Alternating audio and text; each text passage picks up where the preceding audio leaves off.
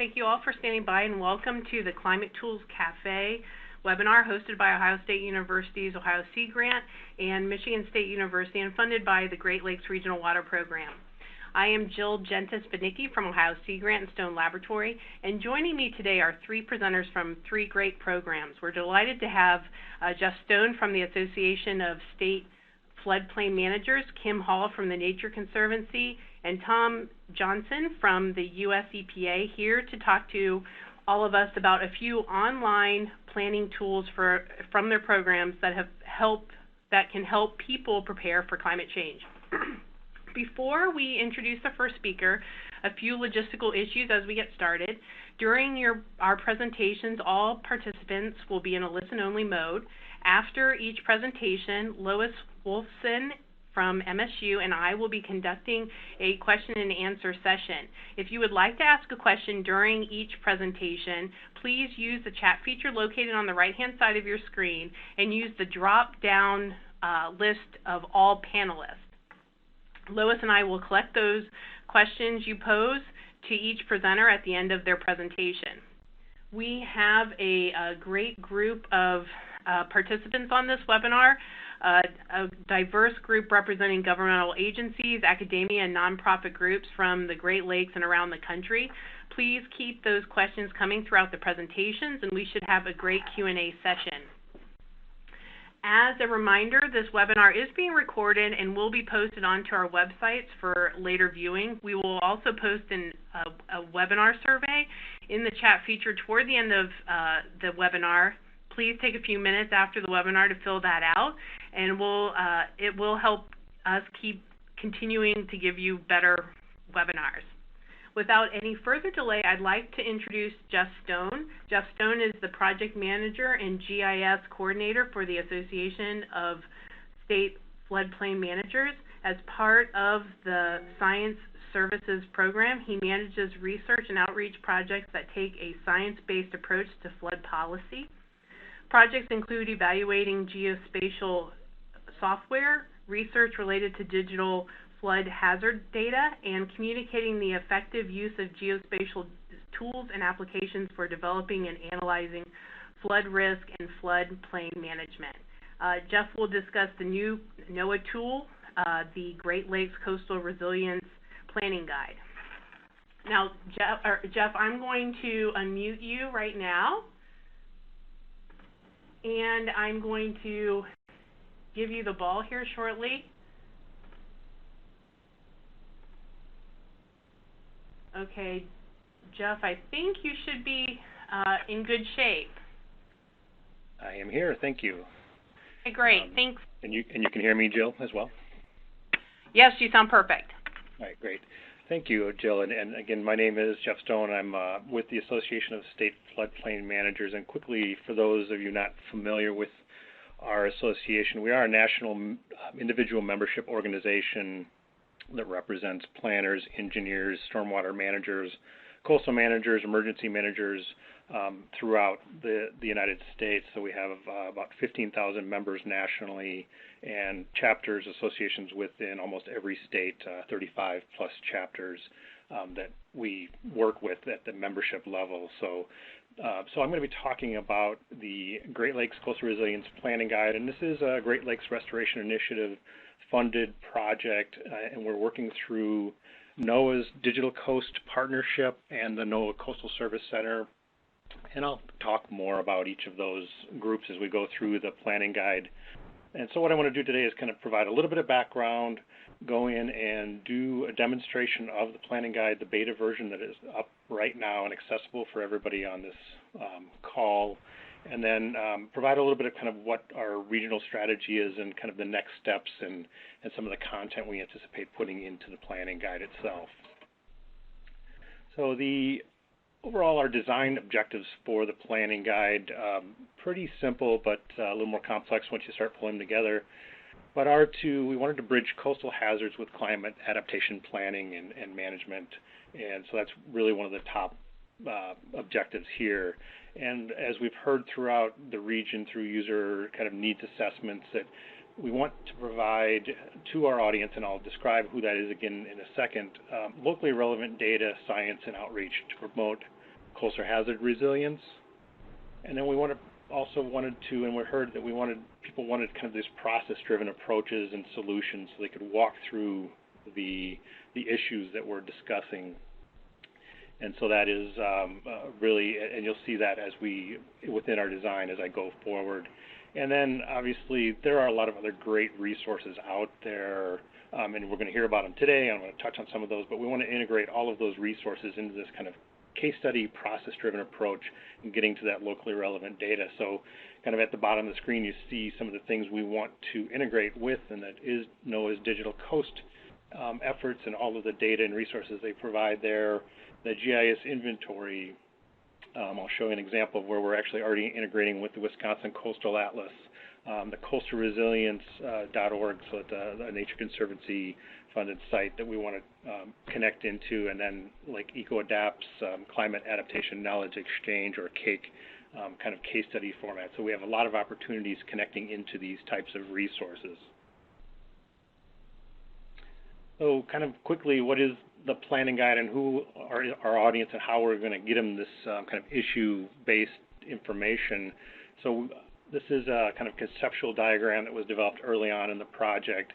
And so we are, our audience is this group of stormwater managers, coastal managers, floodplain managers, and planners at the local and kind of county level. And we're trying to basically get them the answers or the solutions to those issues. So if you move all the way to the right side, giving them answers, as I just mentioned. And we do this through this kind of issue-based approach right here in the middle, and these are the case studies that I'll show you in a little bit. And so we are working through our partners, outreach opportunities, the different tools and resources that are there to kind of connect them, the users, to those solutions in this time frame. And just to quickly talk about the people that have been involved, the collaborators and stakeholders that we've worked with already. So the Digital Coast Partnership there were 6 organizations as part of this starting out, and we've just added 2 more to the Digital Coast Partnership. But those been involved have been the American Planning Association, our association, the Coastal States Organization, National Association of Counties, National State Geographic Information Council, and the Nature Conservancy. Also involved very heavily with this have been the University of Wisconsin Sea Grant Institute, University of Wisconsin Extension, and the NOAA Coastal Service Center. So ASFPM and myself are leading this effort, but it's very much involvement from all of these folks within this group here. And what you've seen in the case studies we've developed so far have come from these stakeholders in these pilot communities in northeast Wisconsin. And this is where we'll be expanding. So you can see the counties that are up there now, some of the regional planning associations and groups, and then also Wisconsin DNR and the Office of the Great Lakes and the Wisconsin State Floodplain Management Program itself have been involved with us at this stage so far, and we are expanding that, and I'll show you more of that. Quickly, the timeline that we've gone through this process. So back in September, October of 2011, we really kicked this whole project off. June of last year, we had kind of an alpha version of this website up. And we presented this material at a workshop with those stakeholders there to make sure we were getting the concept right, getting what they wanted into this planning guide. We've developed an outreach plan since then. We're starting to implement it with things like this webinar. And as of the beginning of April of this past April, or April 1st, we have the beta version that I'm going to demo for you shortly. We have an upcoming workshop that I'll talk a little bit about that's also in the planning guide. And then we're working towards, basically a final version to put out there. And then there's always the maintenance and continuing workshops and developing our content that, again, I'll come back to right at the end of our discussion. But this is our time frame that we are on right now. I have a different view of that same conceptual diagram I've provided before. At the top, we have our audience, the coastal managers and planners. And what we want to do is get them to the local stories, the maps, tools, and data, the library resources, and our stakeholders as quickly as possible. And that's really the design objective here. And we are, as far as geography, talking about coastal watersheds. So, the entire uplands and everything that could potentially affect the Great Lakes and the hydrology and the water itself. And so that is our geography. We're not just the coastal zone. And we are focused on the natural hazards component of this and the climate change aspects.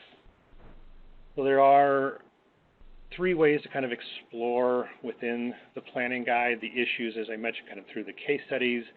Everything in the planning guide has a geography associated with it, so we can actually explore this information via a map and you know, as you pan around a map and get this different information, and I'll show you what that looks like. And then just the resources itself, and these are all the content that basically supports the case studies. We've broken case studies out into topic areas, as we're calling them, and these topic areas really do, like land use and zoning, habitat and environment, infrastructure, very much align with what's in comprehensive planning and the elements within that. So we can take this kind of multi-objective planning and management approach and use those comprehensive planning elements and discuss case studies through that. And because every case study and or issue doesn't likely fit neatly within any topic area, there is definitely crossover between topic areas, and that really gets at that kind of a multi-objective approach. So you can, from a comprehensive planning approach, kind of see that how these topic areas will be kind of cross-listed.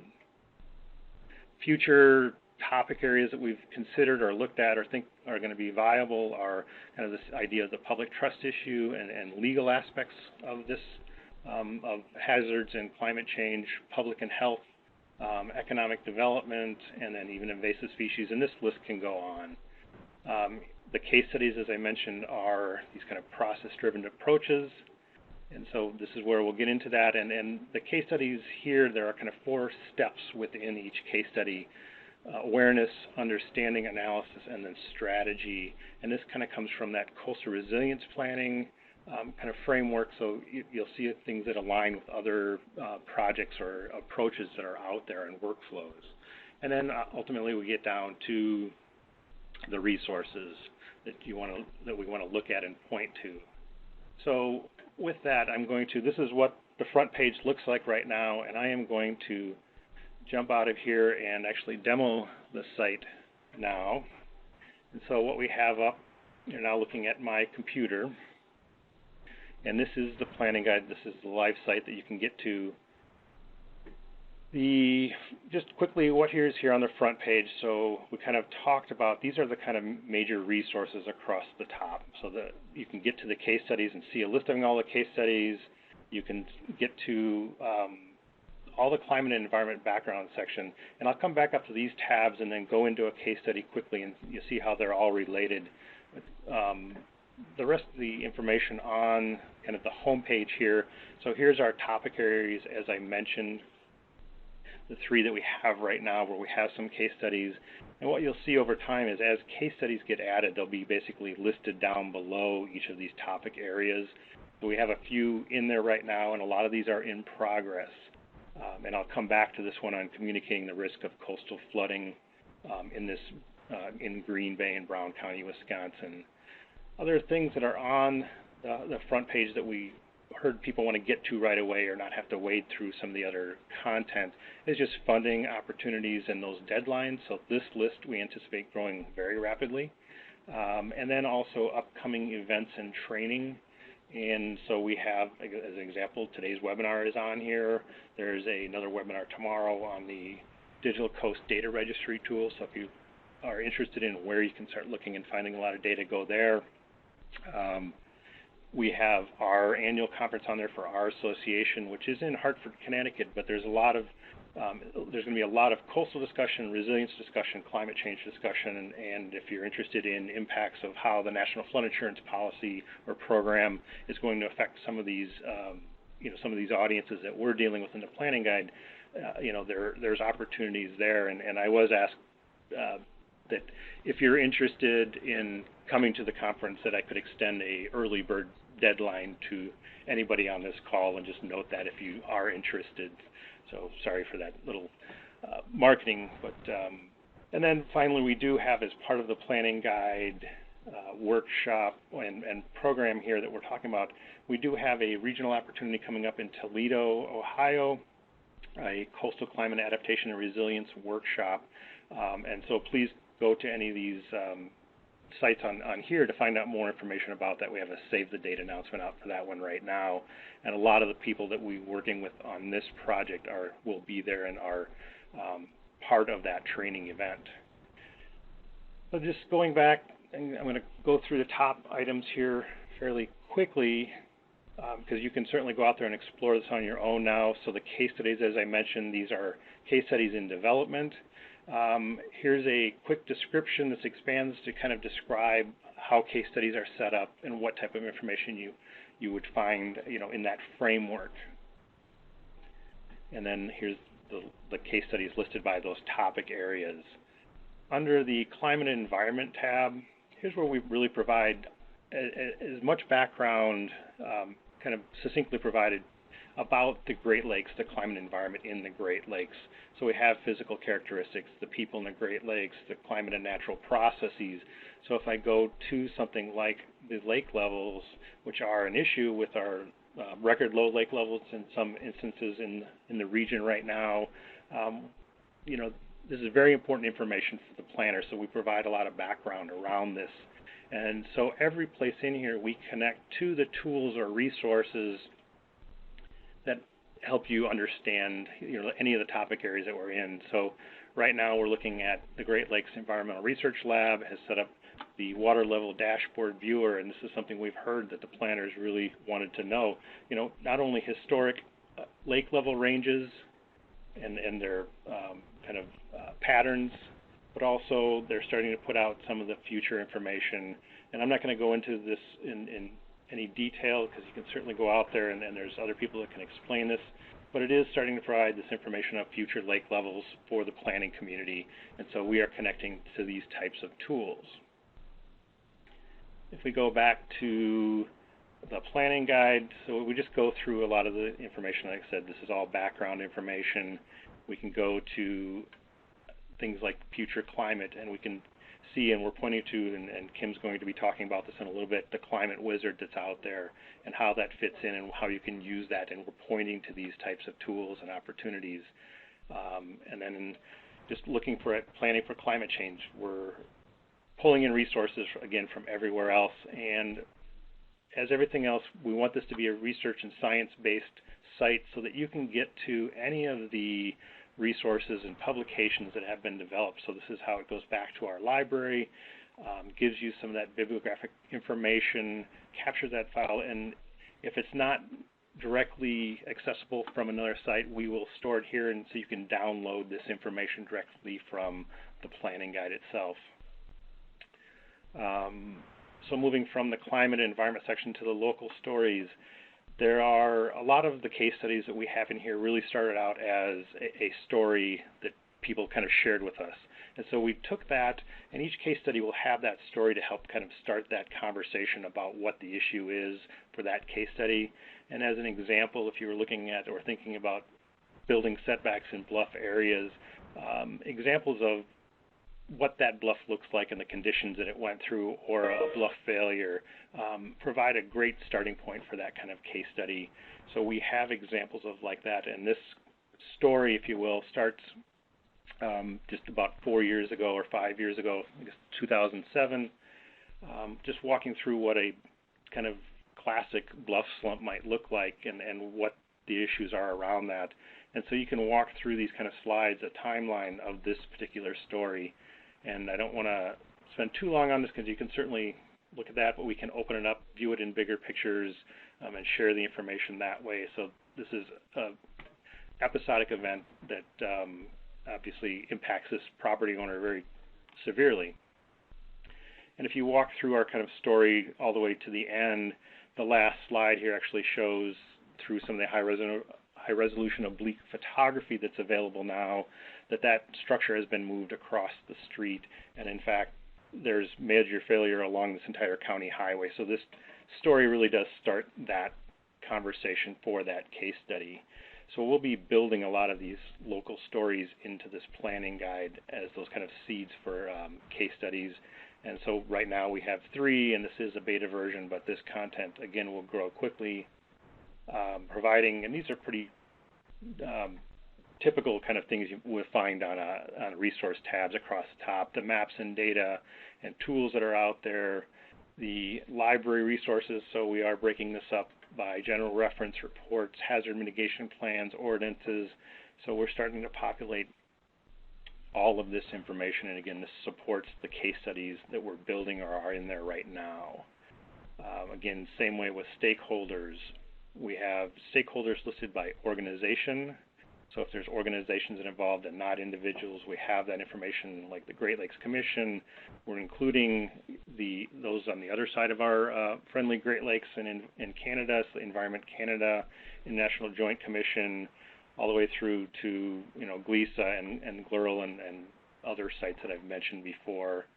And individual stakeholders are those that have been involved with the case studies themselves, and we have that contact information in here as well. Then events and funding at the end, so very much what was on that home page. And now just jumping back quickly to the home page, because the case studies are the driving factor here with the content, we want people to be able to get to that content quickly so we can get to it right from the home page. And so that's what I'm going to go into right now and show you how these are set up and some of the more specific kind of exploration and searching capabilities behind them. So as I mentioned, so now we are in that communicating the risk of coastal flooding case study. They are set up so you can go through each of those 4 steps that we talked about earlier, the awareness, understanding, analysis, and strategy. So these are all clickable, and we'll walk you through that. This one starts out with a story about a previous flooding event that, while it did happen during high lake levels back in 1973, there are still conditions that can create coastal flooding and inundation on the Great Lakes, even in low lake level periods. But there's obviously other discussions around that as well. But for this case study, we have that kind of story to start out, those same photographs. We talk about the objectives of what this case study is about. And for this community, the stakeholders wanted information to communicate coastal flood risk to their community. So that is the objective, and that's what what we want to come back to and make sure we tie into at the end. In order to understand what are the elements of coastal flooding, that's this next section, and the data and the kind of factors that lead to coastal flooding. We walk through those in this information, and you can read more. If it's in the site, we link internally and opens up a page here. If it's external, we go to it opens up another page, basically. So just looking kind of through those factors or elements of coastal flooding, we bring in some of these other kind of methodologies that are used for storm surge and wave modeling. So how does that line get drawn on the map if you're looking at the flood insurance rate map in a coastal zone? It helps describe that process. And then we get to that data, like the DFIRM data, if it's there, so the flood insurance rate map database itself, going to FEMA site and being able to download it locally for Brown County. Then if you want to get into analysis of characterizing the risk, there's a lot of tools that are out there to help you visualize that or kind of captures that information. And one of those tools, and working with the NOAA, the Digital Coast Partnership and the Coastal Service Center, they have their flood exposure snapshots. And so these are at the county level, and they provide a lot of information on the hazard and the infrastructure and the population, the information that you would want to know as emergency manager or as a planner, kind of assess your risk within your community. So these are our tools that we bring up and directly related to this case study in Brown County and directly point to that information without kind of taking you out to the high level website for the county snapshots. Close that, and you just see there's other visualizations, some proof of concept tools. Canvas is another tool for doing visualization and showing lake levels at different heights, kind of in a Photoshop type format. And then if we just kind of get down to the strategy, so how do we go out and communicate risk to the constituents and provide that information? There's been a lot of different work done on that, and we're still working with the community in this case to see if this is what works for them and how to present this. So again, this is an in progress case study. But we do, just as everything else, point out to those resources and provide the metadata and all the information around that resource. within our own library system. So that is kind of walking through the 4 elements of the case study, and now kind of to explore and link to different resources associated with this case study. We have related data and tools, so everything you find within this kind of main content is all documented down the right side and provides quick access to any of those tools and everything that's talked about. And just to kind of go here, so our related stakeholders, so we're working with the zoning department, zoning administrator for that area. We have his information up here. And if we were working with other floodplain managers in the area that have that role, one of the nice things that we've built into this tool or resource is that you can, if we had more floodplain managers in there right now, you can literally click on this tool and you can start seeing the other people that are related to floodplain management, so that might have a vested interest in this particular case study or who has been working on this. So we have our state floodplain manager, then we saw that we have the local floodplain manager, but because this is just looking at floodplain management, we also have then the floodplain ordinance comes up because that ordinance has been tagged with that keyword. And so I'm going to go back to the case study, so you see how some of these things start relating, and everything's cross-referenced throughout the website and allows you to search through that kind of faceted search that we just did for the stakeholder. The other unique way that we have for looking at content is actually look at it geographically, as I mentioned, and everything in here has basically what would be described as a bounding box or a geography associated with it. So by clicking on that map that is part of the case study, we come out to a map that is central or centered on our project area. So for this case study, this is Green Bay in Brown County, Wisconsin, the city of Green Bay, and then the Bay of Green Bay up here. So as I just zoom out just a little bit to show you how this kind of works, so everything that we have within the planning guide is associated with this map as well. So as you kind of pan through the resources, you can see their geography, or what geography they're associated with by these by the bounding boxes or shaded areas that show up. And so right now you see there's 56 results, everything that's stored in the website, in the planning guide, but we're also doing, and I talked about the interoperability or integrating with other resources. And what we're actually doing is we're connecting to currently 3 different data repositories or information repositories. Our own, we have a separate one on the association website, but also with the University of Wisconsin Sea Grant and David Hart and the Wisconsin Coastal Atlas. So because we're bringing in his information into the site, and I'm just going to close this back up, as we kind of pan around, we can go through our results. What I'm going to do is select this one here. This is land use data for Oconto County, so just north of our study area. But we can actually, because of the way he set it up, we can actually look at the land use that's in that he's sharing out through his service. We can download it from his service and or as a shapefile or a KMZ file. And so there's some nice opportunities in connecting to a lot of different resources and getting people to that local data for their project area, for their case study. So you can pan around the whole map, and this is going to be expanded to the entire Great Lakes region. So with that, so some nice things, and I encourage you to go out there and start looking at this information. And I am going to, that kind of wraps up what was in the case studies and kind of through the content of the planning guide. And now I will go back just to talk about some of the next steps that we have for the planning guide, what we're looking to do, what we hope to do. And so kind of the regional strategy is, and we'll continue doing this, is building relationships at the state, county, city level. And I'll show you with some of the case studies that we're developing how that might look. We are, basically identifying partners through opportunities like this today and through other conferences and awareness efforts that we've had. But we have, through the Digital Coast Partnership, lots of opportunities through our state and chapter levels and conferences. The TNC Collaboratory opportunities there, and I think Kim's going to talk about that, and also some different the CAKE, which is the Climate Adaptation Knowledge Exchange, and Adapt, and I've talked to several other people from GLACY and from GLERL and GLISA, and so there's lots of different opportunities throughout the region.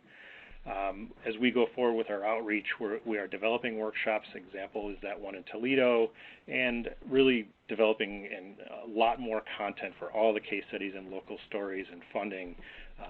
So we are getting into that, and we're looking for ways for the domain experts or the stewards of the data to be able to kind of populate the information within the planning guide so that it truly is the experts maintaining that data throughout the planning guide, and that's where the integration piece is very important.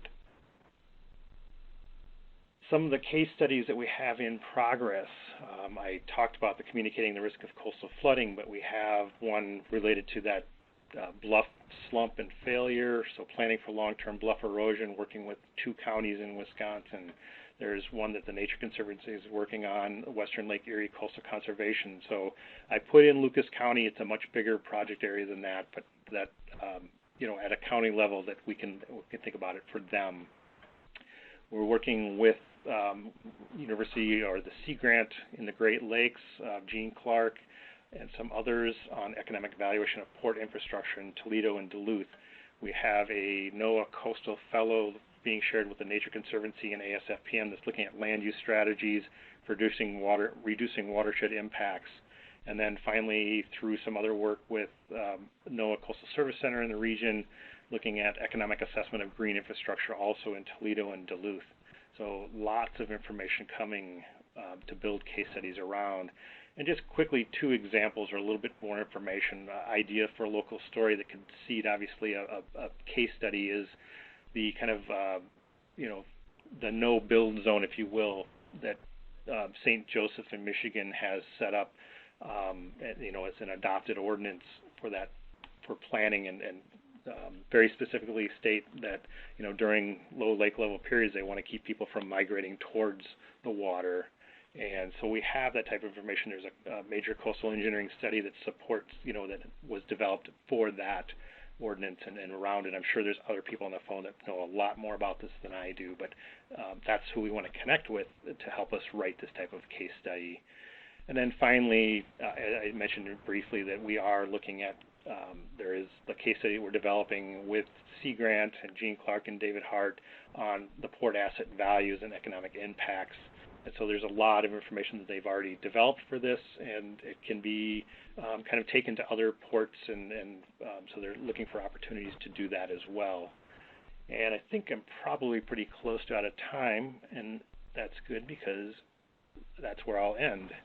And I guess, Jill, if you want to, I think we're looking at questions on this section right now. Yes.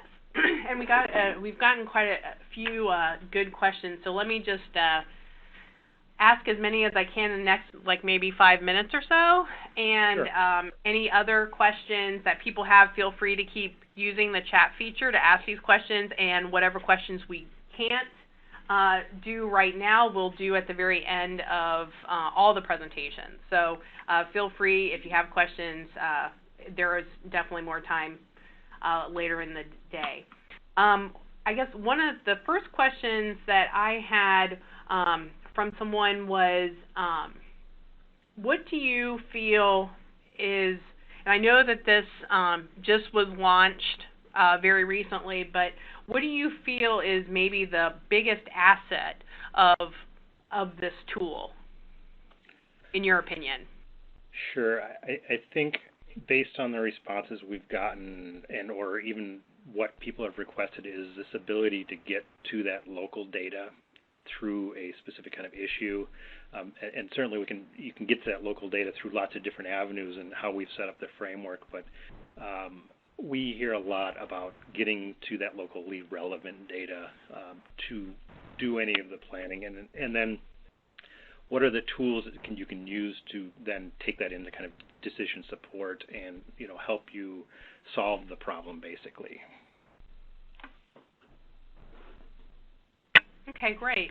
Another question that we had was people were asking about the case studies, that they sound very interesting and very timely for several the participants, and they were wondering, is there a schedule for their release?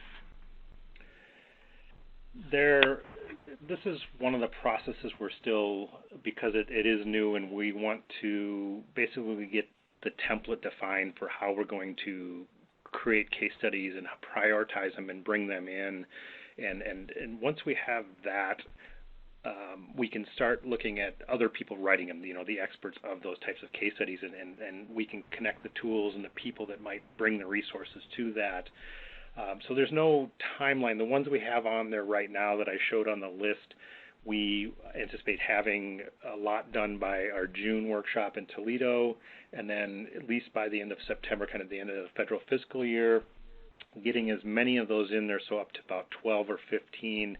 So we really have a good sense of how the case studies need to be defined, and then expanding that so we have that process and other people can start helping that with those kind of case studies. And this is where conversations with like CAKE and Adapt and other people working on case studies in the region, because we know there's a lot of them. How do we align with those and potentially tap into those resources as well?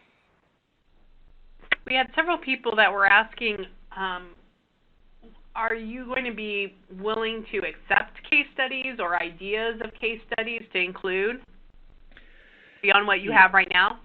Yes, and that's another part of the process is, how do we start just, generating a list of the case studies, and kind of setting up a steering committee or a advisory group through the partnership or others in the region, maybe to help us vet those or prioritize those, because I think there's certainly a lot of great ideas out there, and so any way to kind of get those in and compare them and then kind of look at what can be done quickly. If there's already things written up, we know those are going to be quicker versus ones that we might need to be, or that are kind of in progress now or people are working on right now.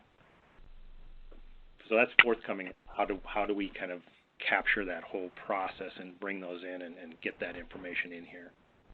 And will that be available later on in the site for those people who are interested in maybe giving ideas? Yeah, and we have contact information in there right now and have a website, so we have an email account set up, so we can start taking those kind of things now and putting those in a list. So it'd be kind of just a very rudimentary list, if you will, right now. But certainly if there's a contact name and ideas, we'd love to hear those. So there is contact information through the website. I think it's just info@greatlakesresilience.org. You can find it on the website and email that account, and we'll start tracking that stuff. Okay, great. Another question that we had was, have you looked at municipal or state specs and design sheets to get consistent implementation? And there's an acronym I don't know, SWM works, i.e. exfiltrating, CBs, etc. Does that make sense? Sorry, these are acronyms. No. No, I'm not. So if they're kind of things that are related to specific case studies or elements, if as case studies are written and people know about those and it's relevant to the case study, or to the issue, we'll look at bringing any kind of resource if that's what it's related to. So if it's documentation or design specs, if that's what it was, or... Okay. And I'll see if I can, so stormwater management and catch basin. So, okay. I'll get a follow-up question for you on that, so I can get a little clearer question for you to answer. Another question that I had, and this may be the last one for this at this time, can users drill down to any of the data sets to get associated accuracies and uncertainties, for instance, in a land use map or core flood risk model? This person is asking because of the importance for policymakers to know for budgeting and policy formulation, et cetera. Yeah, that's our goal, is to kind of, as we know, there's different levels of documentation or quality of documentation that is shared out with any model or data set, and since we want to point to the stewards of that data, we can, we want to bring it in there and make sure it's attached to it as much as possible, or that it's there and people know that it's there. And if it's not there, I think there are ways, and we've talked about this through the kind of the partnership effort. If you're pointing to like the GIS inventory or things that we need to, as the applied knowledge and the practitioners, maybe push people to make sure that documentation is there if it's not. And it's a critical piece. Like we said, we want to support this all the way down to the science-based, and you need that information and make people aware of it. So we want to get to it as quickly as possible and share that, and we'll try to ensure that it's there. But we are relying on other people sharing their data in this regard. So. Okay, great. Right now, that's all the question or time that I have for questions right now, but feel free if you have other questions for Jeff, that we can take those questions at the very end of the webinar. So what I'm going to do is I'm going to introduce thank you, Jeff, again. That was a great presentation. I'm going to mute you, and I am going to unmute Kim. Kim, I am going to get you ready, and I'm going to introduce you. Dr. Kim Paul is a Great Lakes climate change ecologist for the Nature Conservancy and is based in Lansing, Michigan. Her work focuses on assessing climate change impacts and working with the Nature Conservancy's Great Lakes project staff and partners to update conservation strategies and priorities so that efforts are efficient, effective, and promote sustainable natural systems that benefit nature and people as climate changes. Kim will be discussing two tools today, the ClimateWizard and the Climate Collaboratory. We'll be asking people can ask questions for the ClimateWizard, and we'll take those right after she presents that, and then we will take questions after she talks about the Climate Collaboratory.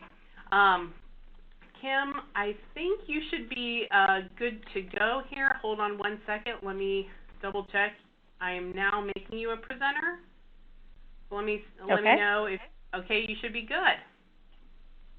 And did it switch over to my slides? It did on my screen.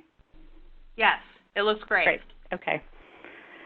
Thank you, Jill, and thanks everybody for tuning in today. And as Jill said, I'm going to talk about two different tools, and just to give you a little bit of context, I'm talking about them from a sort of different perspective. ClimateWizard is a tool that's been developed by climate change staff at the Nature Conservancy, but I have not been involved with developing it or creating the features or anything like that. I'm basically a user of this tool. I love this tool, and so I'm going to talk to you about it, but in terms of nitty-gritty details, I probably won't be able to answer questions, but I can show you some examples of how I use it and why I think it's really cool. And then the second one, this Climate Adaptation Collaboratory, is a project that our Great Lakes program of the Nature Conservancy is closely involved with a team from the University of Notre Dame. And so in that one, comments with respect to what we could do to make this a better tool would really be welcomed. So, again, for the first tool, I'm talking more as a user that uses the ClimateWizard tools a lot, and the second one, it's part of the development team. Okay, jumping in here.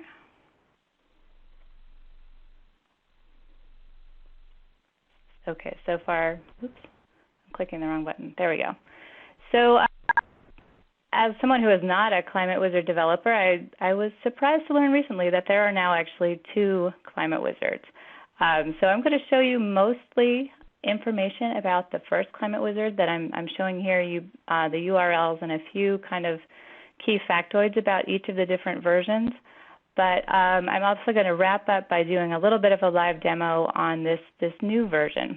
So the original ClimateWizard has been around probably now for, I would say, 5 or 6 years in various forms, and so there's been a little bit of change over time. But the original reason for developing ClimateWizard was to help make all of the data that informs global scale reports like the Intergovernmental Panel on Climate Change to make the work that basically underlies those assessments, all those climate model runs, more accessible, both to folks like many of us that are using it in terms of our work and trying to use it to inform adaptation decisions, but also to the general public who are hearing a lot about the uncertainty associated with climate change projections, or just hear about possible outcomes, and they really have no sense of how do I sort of become more familiar with this on my own.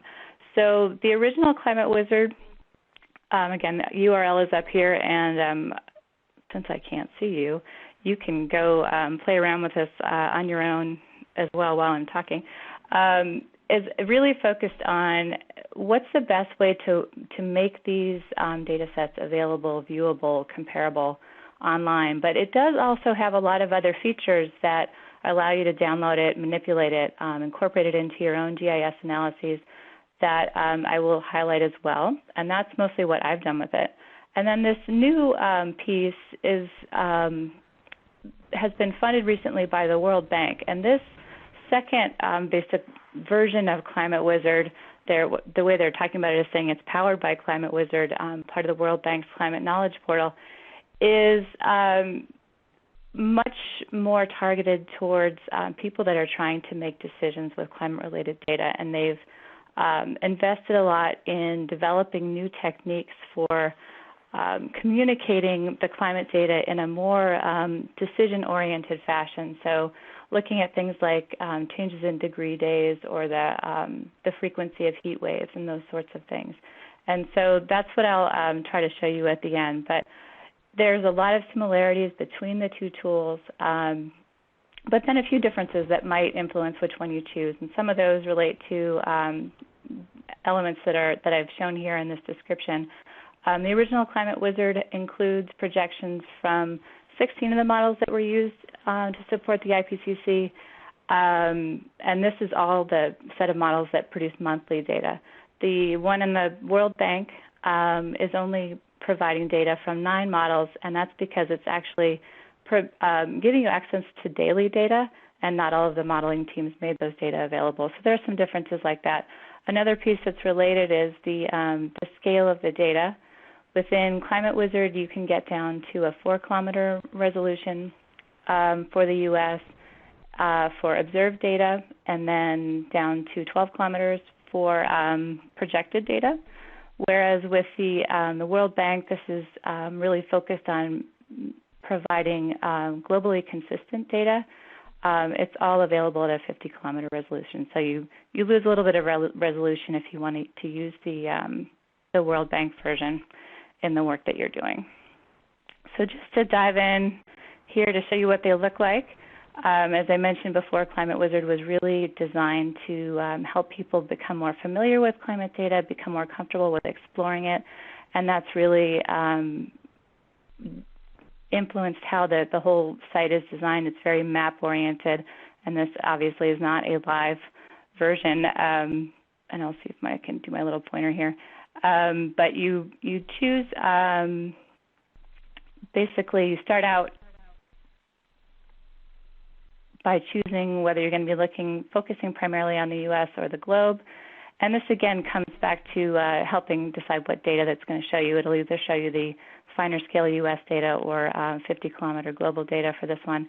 You pick a time period here, and then you look on the second period. You can look at maps of changes or maps of averages, and all of these are toggleable.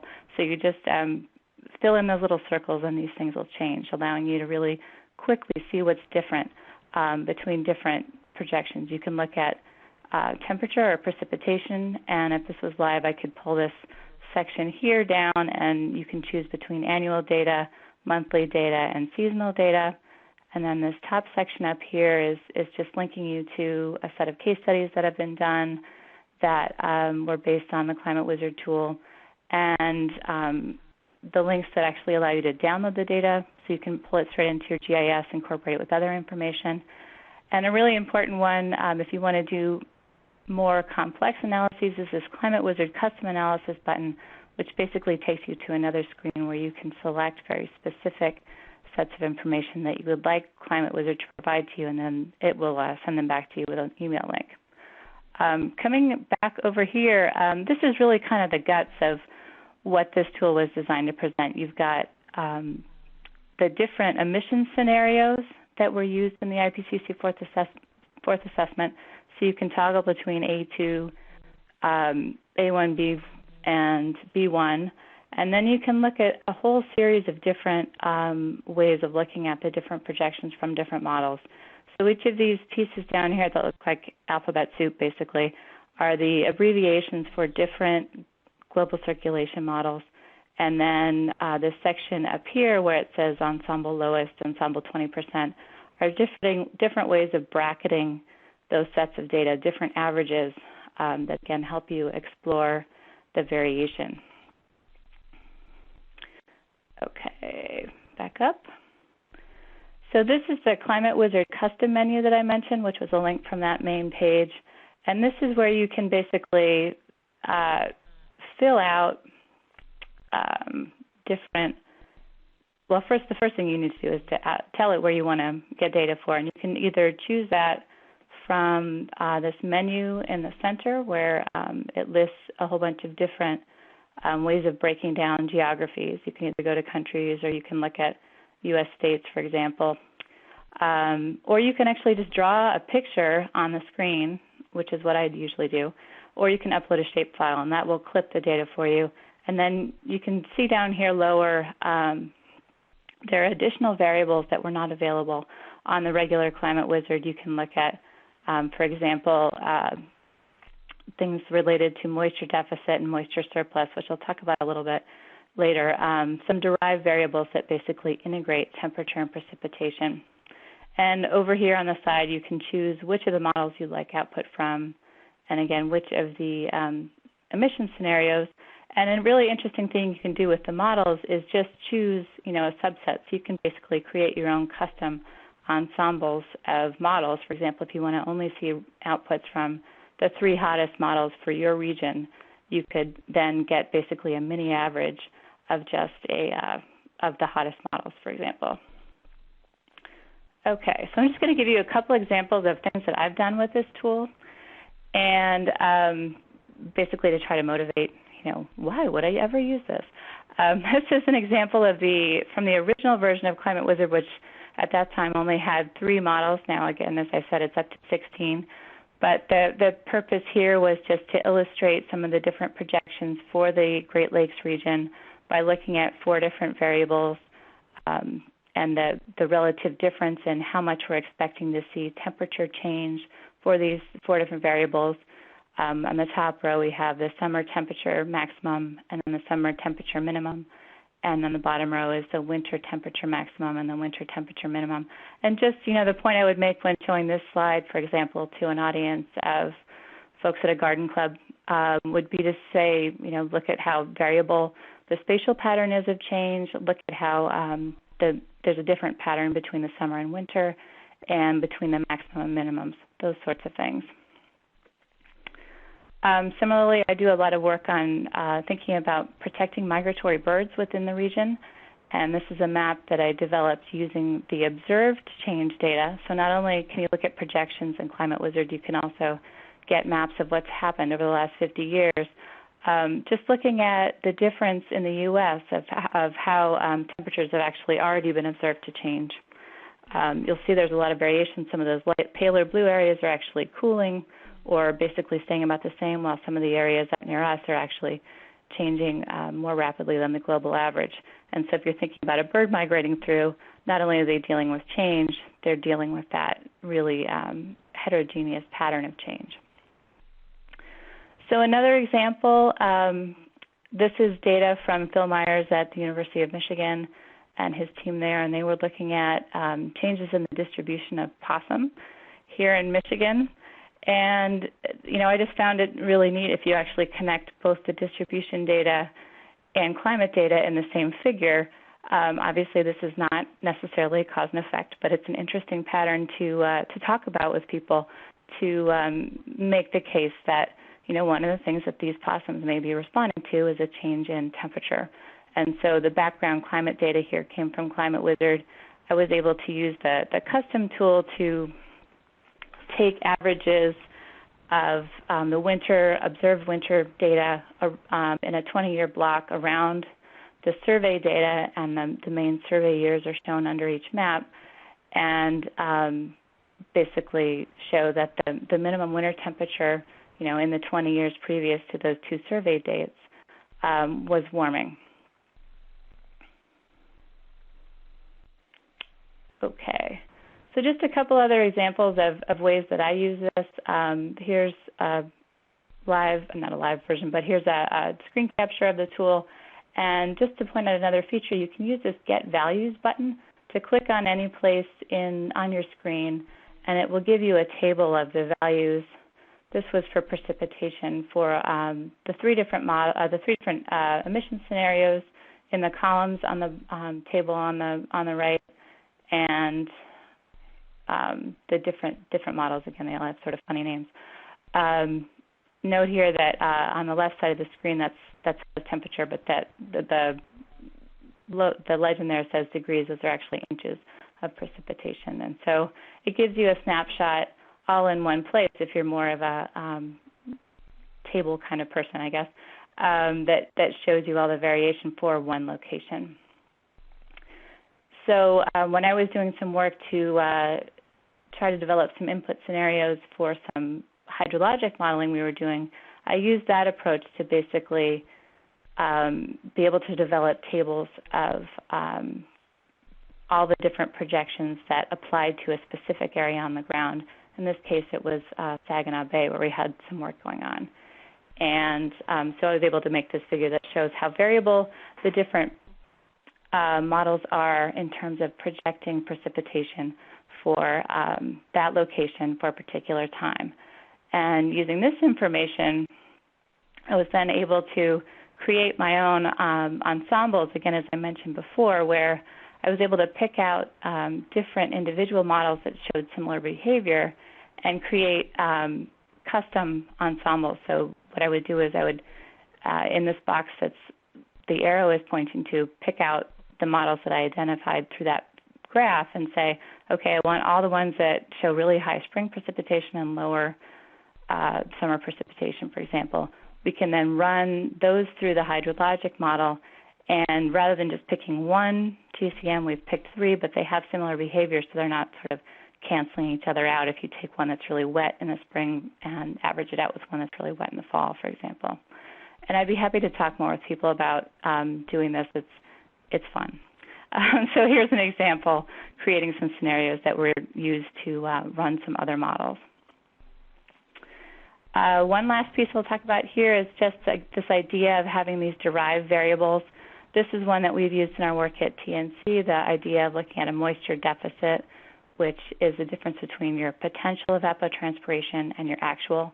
So again, a lot of times when you're thinking about future scenarios, it's sort of hard to integrate temperature change, precipitation change in your head. So ClimateWizard has some variables that do that for you. And again, these are on the custom page, and you would select them here as is shown in the middle of the page. I tend to select everything because I want it all.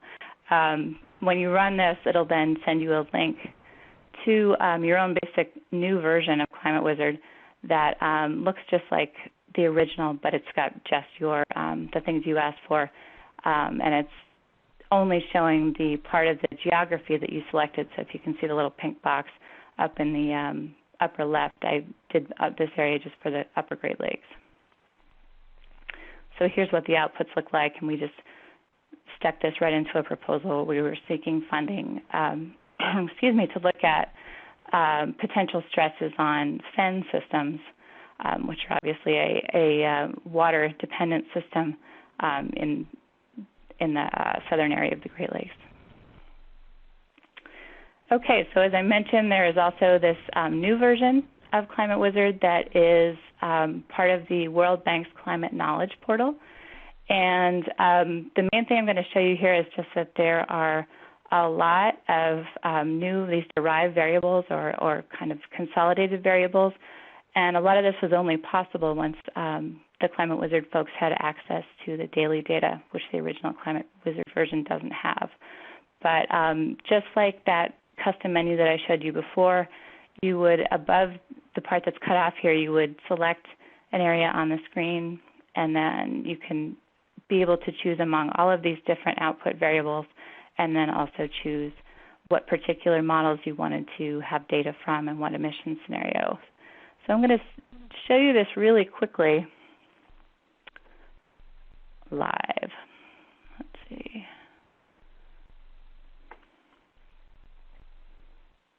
I think.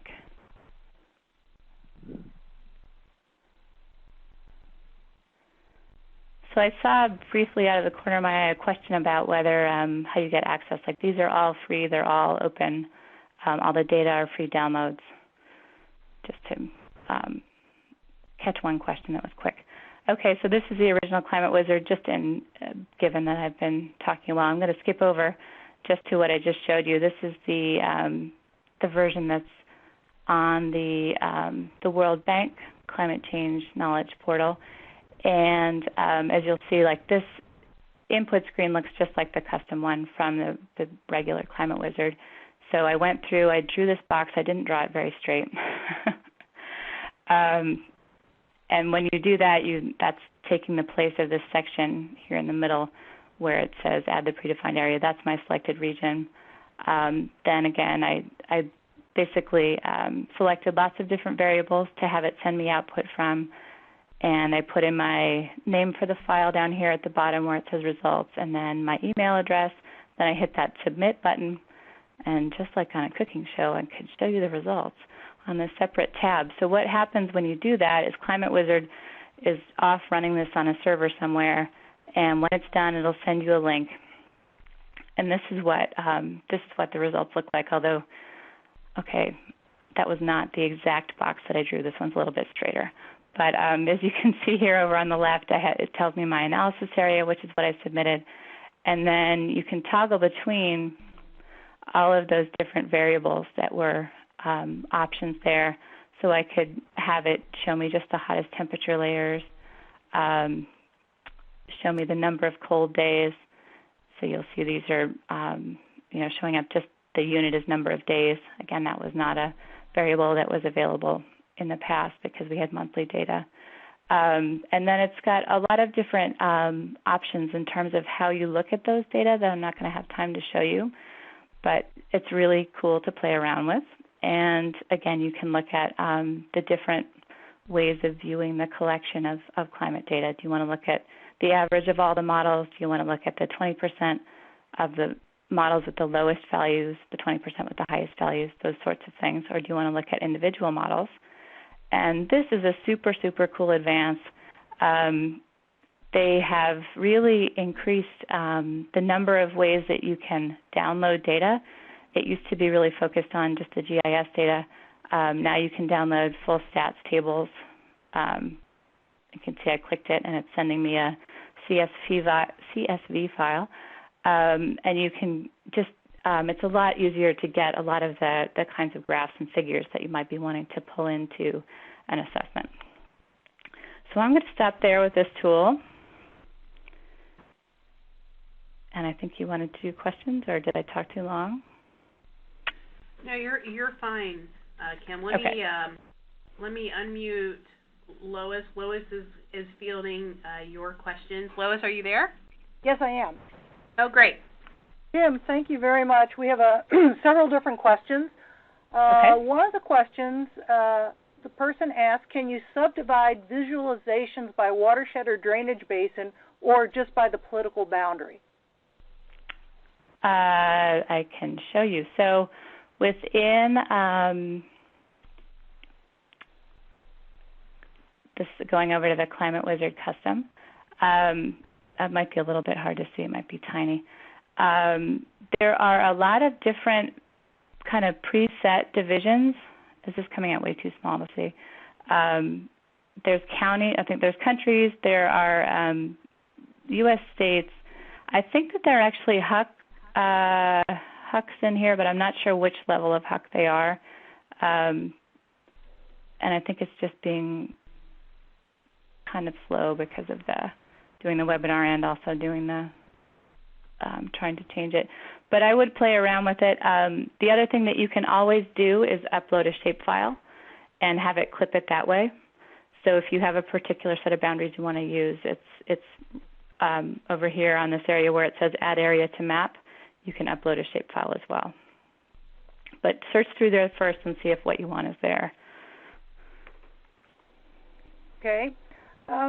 Someone else wondered if there's any case studies or examples of how each piece of data available from the website could be used by, say, a community or in their local plans or land use tools.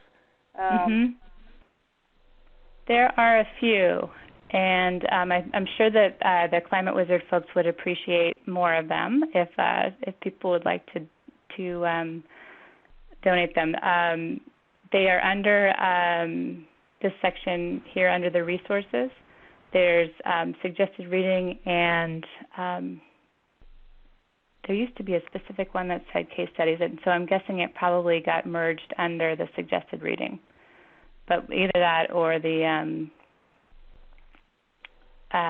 it wouldn't be under the documentation, so it's probably under suggested reading.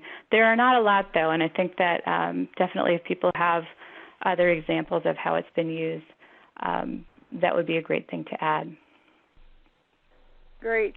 The site looks very robust, and someone wanted to know if there's any tutorials available that can help you use the customized data layer.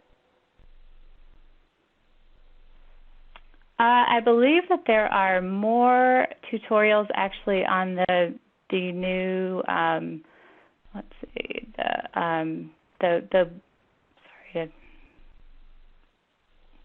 I think there are more associated with the new World Bank site, but really it's pretty straightforward in terms of just being able to click, select the different variables that you want.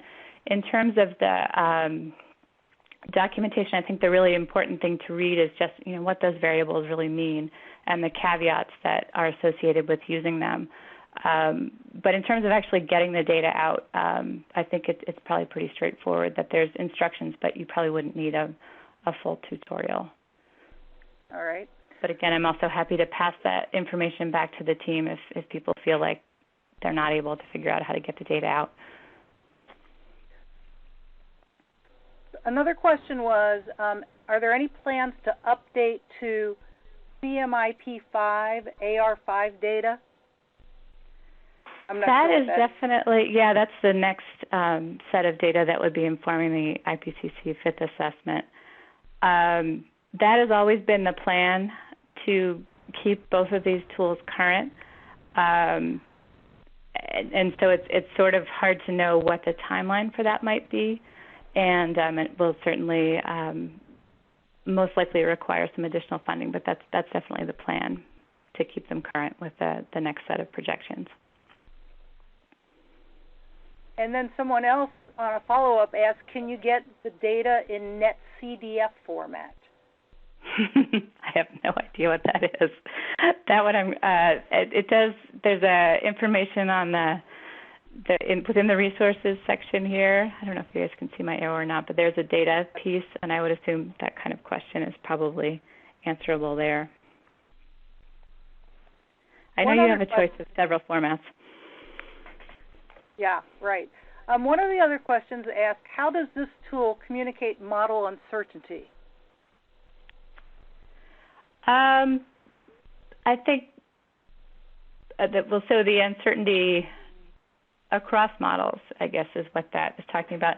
I think that what it does there is basically you can see it by being able to toggle through them. There's not, as far as I'm aware anyway, a specific assessment, for example, of the variation across models at particular points. Like you could certainly build a surface of that, and hopefully if the ClimateWizard folks are actually on the line, they can correct me if I'm wrong. I know that's definitely something that they're interested in doing, but I haven't seen it yet. Here's an easy question. And can you change degrees centigrade to degrees Fahrenheit?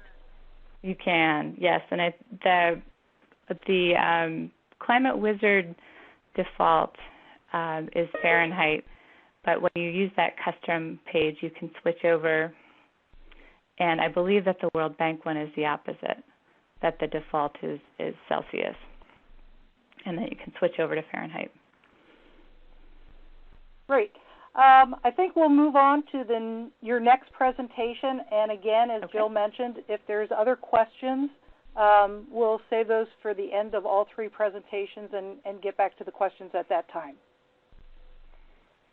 Sounds good. Okay, so I'm going to switch gears over and now talk about the Collaboratory for Adaptation to Climate Change. And as I mentioned before, this project is really led by a group of research and computer science staff at the University of Notre Dame, and it's funded by the National Science Foundation. And really the role of the Nature Conservancy is to help identify what challenges this kind of tool could help address and to bring it down to a specific geography. So the three of us that are part of this group, it's me, Katie Call, and Patrick Doran, all here in Lansing, are engaged in a lot of different activities around climate change adaptation in the region. And so what we're trying to do is basically help inform how this tool develops by getting stuff in there that helps us do our jobs. And hopefully, a lot of similar things that help us do our jobs would help a lot of other folks that are doing this kind of work do their jobs more effectively and efficiently and connect with other people. So that's really what our role is.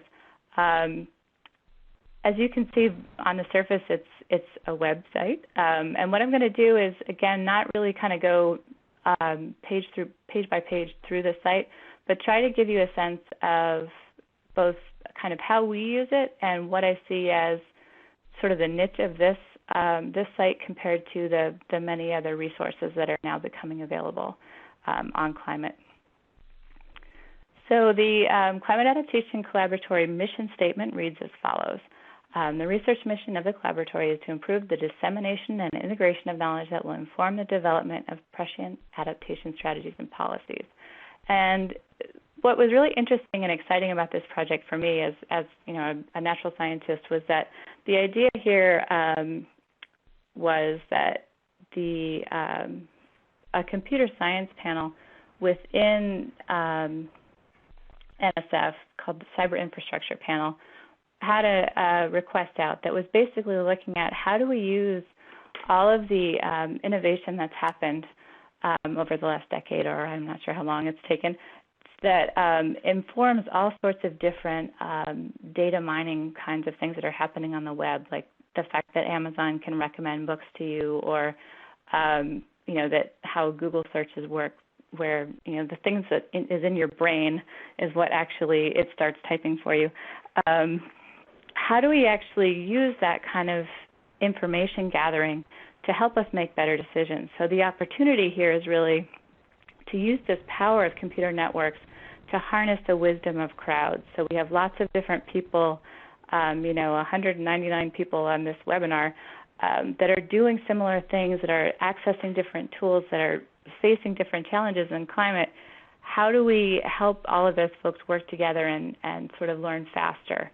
And it's such an interesting idea, and there's so many things we need to be trying and testing and see what works.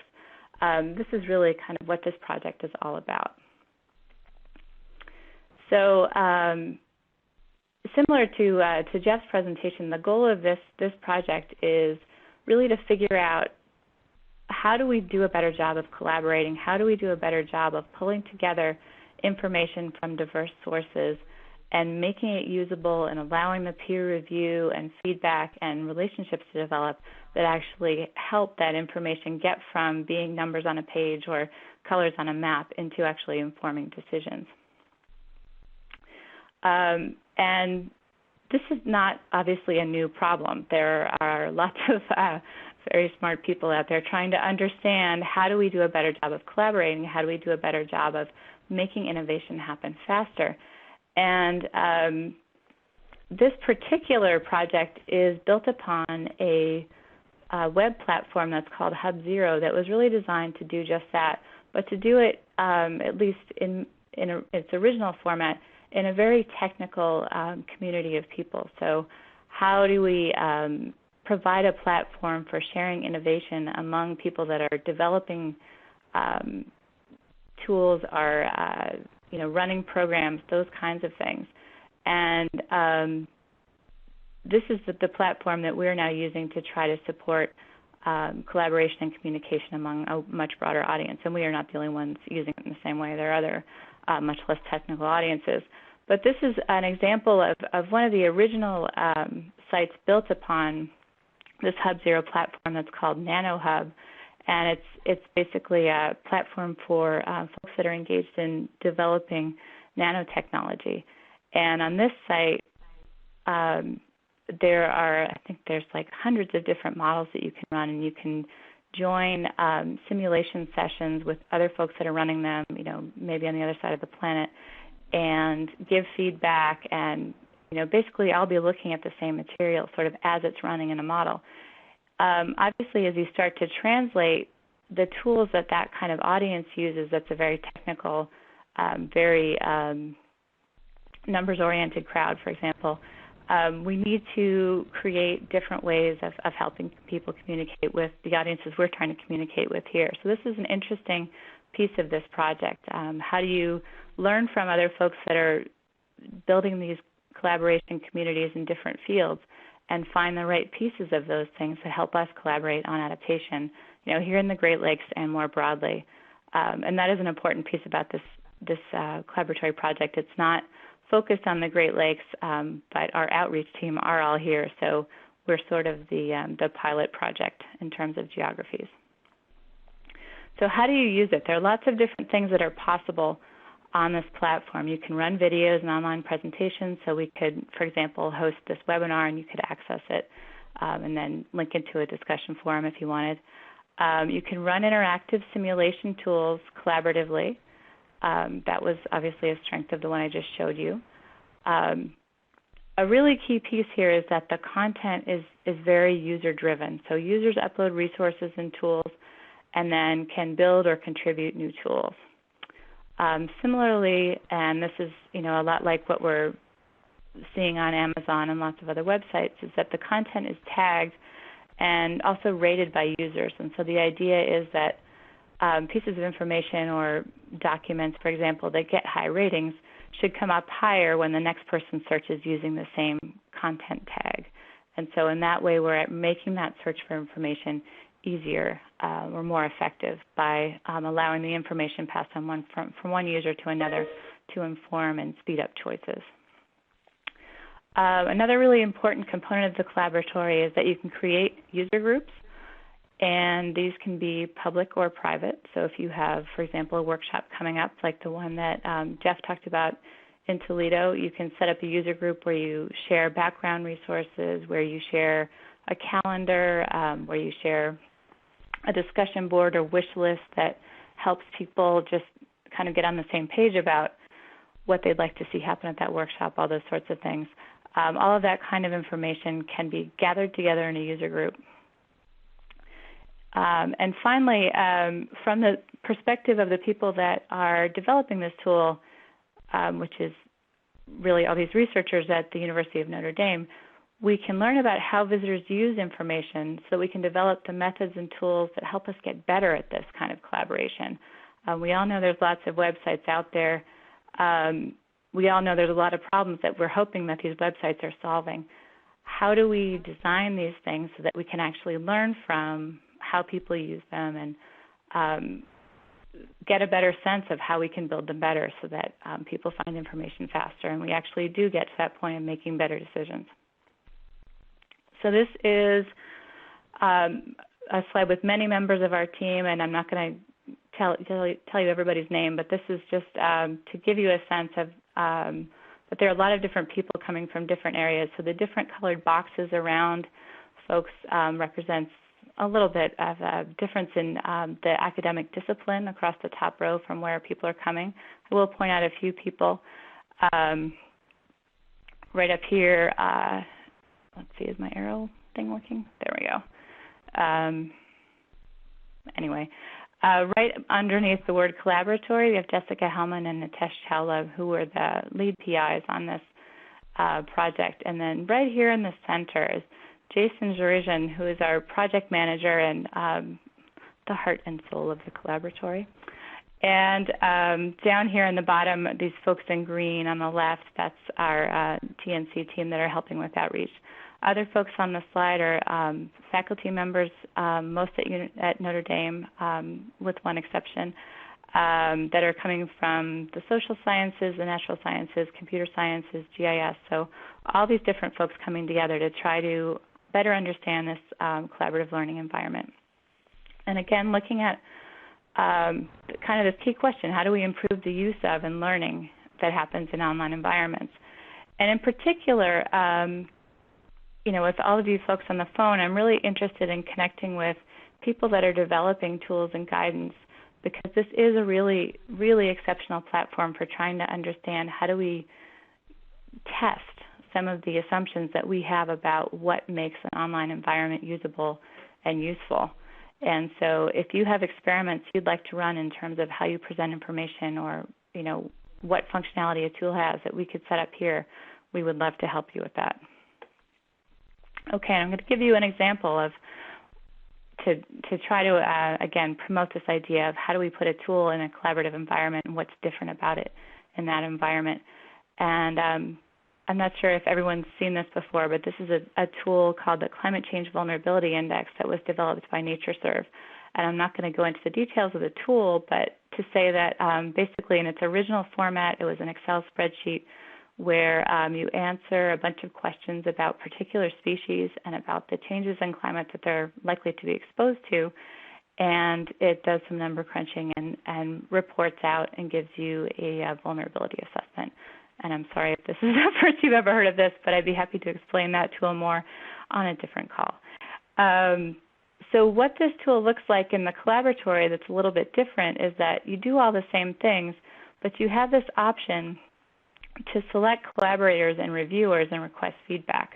So of the people that are engaged in the Collaboratory, you can invite them to join you in this assessment and to give you, to either act as a collaborator, which is the C column here with the check mark in it, or to act as a reviewer, or you can send them a message, an internal message, to get feedback once you've done an assessment. So again, same tool, but in a different environment, you have some additional features. Similarly, the way this tool was originally set up is that you run it on your desktop, and you have a file saved that only you can see.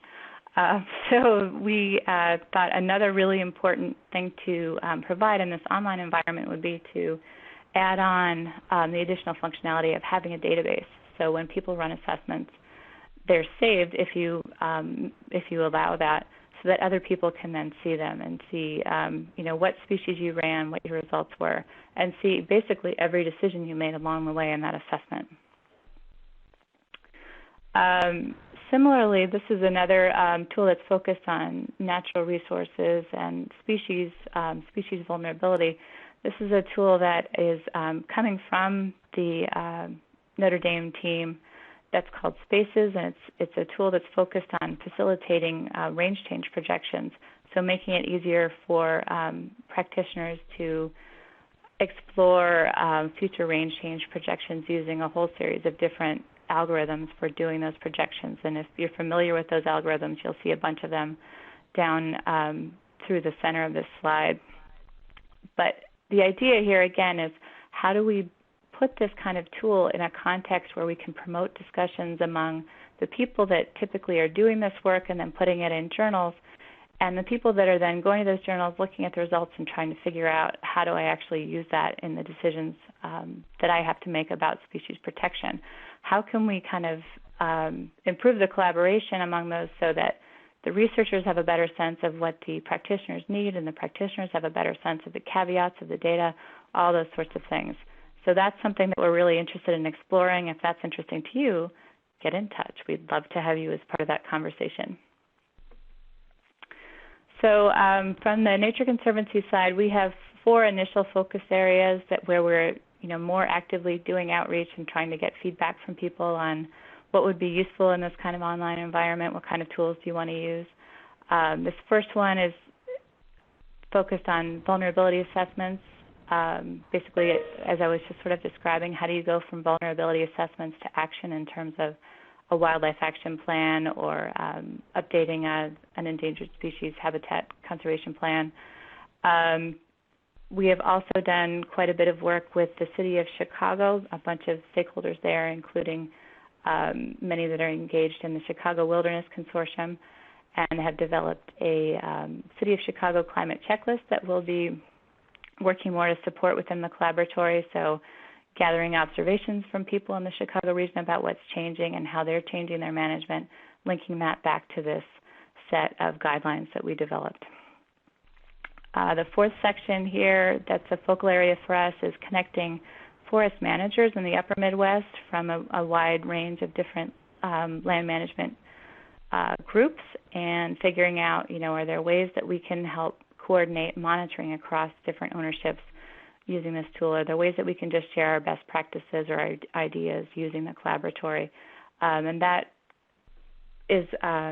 work is really right now going to be focusing a lot on a Wildlife Conservation Society funded project that folks in our Minnesota chapter of TNC had funded last year. And so providing some initial results and pictures and all that kind of stuff about the work they're doing in Minnesota forests. And finally, as Jeff mentioned earlier, we'll be working and using the Collaboratory to help support work on Great Lakes coastal community adaptation, and explicitly helping support the workshop that he mentioned that'll be this summer in Toledo. I'm just going to show you a couple other things. This is what my dashboard within the Collaboratory looks like. So you can see in this middle section there are lots of different groups that I'm a part of, and that's, again, I think a really important part about this tool. You can come in and set up a group and share information with people that are interested in similar topics. Within a group, this is the example of a group that I built that's around that Climate Change Vulnerability Index tool. You can provide context on the tool. You'll see across the bottom. You can get a sense of other people that are interested in that sort of topic, and you can ask them to do things. You can ask them to do things like share resources within the group. So these are resources that relate to this particular tool, the Climate Change Vulnerability Index, that have been submitted by members of this group and then actually tagged to show up within the group. So there's kind of a library within a library. Similarly, within this same group, you can establish a wish list, and if there are things about a tool that you'd like to see improved or just like add a new function, you can write those up and then put those within the group, and people can come in and vote on them or annotate them or say that's a really silly idea, why would you want that? But it gives people a place to share their feedback about a tool, even if they're working in completely different places and have never met in person. And similarly, if you have some really good ideas that come out of that wish list, people might want to discuss them, or if there are just a lot of things to talk about with respect to what do you do with the results once you have them.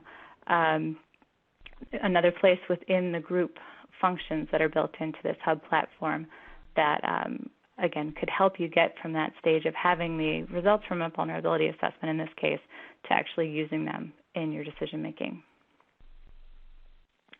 And finally, this is the last thing I'm going to talk about. This is our current focus of development, is trying to figure out how do you actually help people through this whole process of understanding the impacts of climate change, linking them to the things they care about, designing strategies that would help reduce risks, and then actually implementing and monitoring those strategies.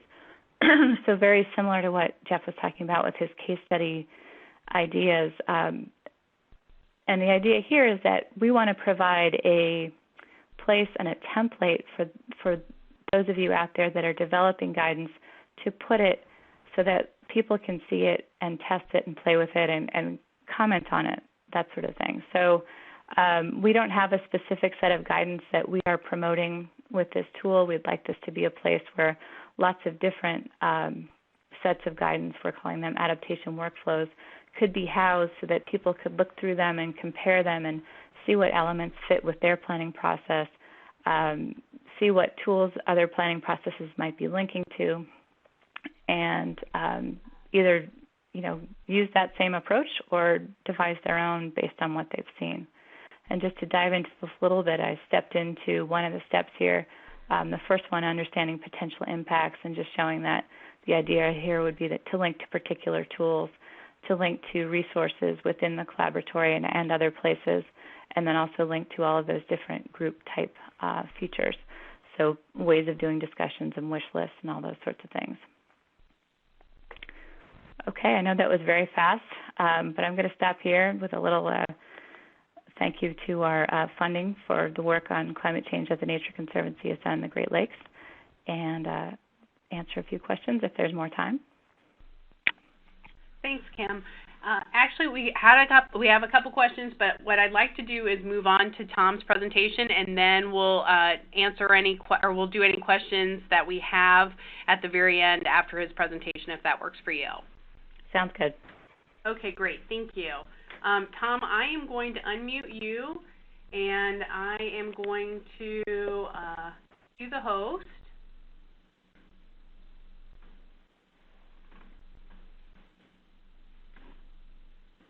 All right. Dr. Tom Johnson is a hydrologist at the U.S. EPA Office of Research and Development. His technical interests include the interaction of hydrologic and ecological systems, water quality management, and assessing and managing the impacts of climate and land use changes on water and watershed systems. Tom will be discussing several EPA tools, including, and I'm going to do a lot of acronyms, and Tom, I know you're going to be telling me what these are. Basins, CAT, which is Climate Assessment Tool. We have the Water Erosion Prediction Project, which is WEPCAT, Stormwater CAT, and I think CREATE, which is Climate Resilience and Awareness Tools. Is that right, Tom? Very close, and I apologize. I'm sorry, I was trying there, so I will let you clarify. Your sounds sounds. I will out later. Okay. Great, thank you, Jill. Now, is everything up, or are my slides up, and you're hearing me okay? You sound great, and yes, your presentation is up. Great. Well, thank you, Jill, and thanks everybody on the line. And so, yeah, what I'd like to do today is just briefly introduce 4 tools that EPA has either developed or supported for conducting either climate change impacts assessment or adaptation planning, specifically in the water sector. So we've heard a little bit about risks in the water sector related to climate change. So pretty much everything I have today is going to be about water. And now, Jill, I'm waiting for my slide to advance. It's not. Okay, interesting. Yeah, it should advance. That's odd, because it looks like everything is fine. Okay, there. That was me. Okay. All right. Well, I mean, you do definitely have the ball, so I don't know if there's a weird delay going on. Sorry, I could only do it with the little arrows up at the top. Oh. I could do it on my computer directly. Okay, I'll do that. All right, yes, that would be great. Yeah, sometimes the mice don't work for some reason. Got it. So, so I just, in a way, just very briefly, I think we've talked a little bit about water, but, climate is changing. Water and watershed systems will very likely be affected by these changes. Just as a little bit of background, I guess a philosophical kind of approach that I take here in the Office of Research and Development, that the uncertainty about climate change, we're not going to get past that.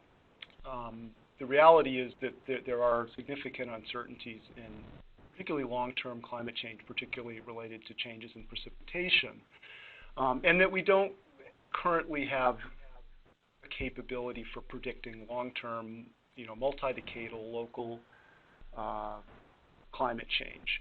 However, there is a lot that we do know. Simulation models, both climate models and hydrologic models, are very, very good tools for understanding system behavior. They can be used to help explore the implications of different kinds of policy actions, as well as different perturbations, types of changes in climate that we might see, as well as land use changes and water withdrawals and various other things that affect water resources. You know, we can use models to help understand how these systems are working, how they might be most sensitive,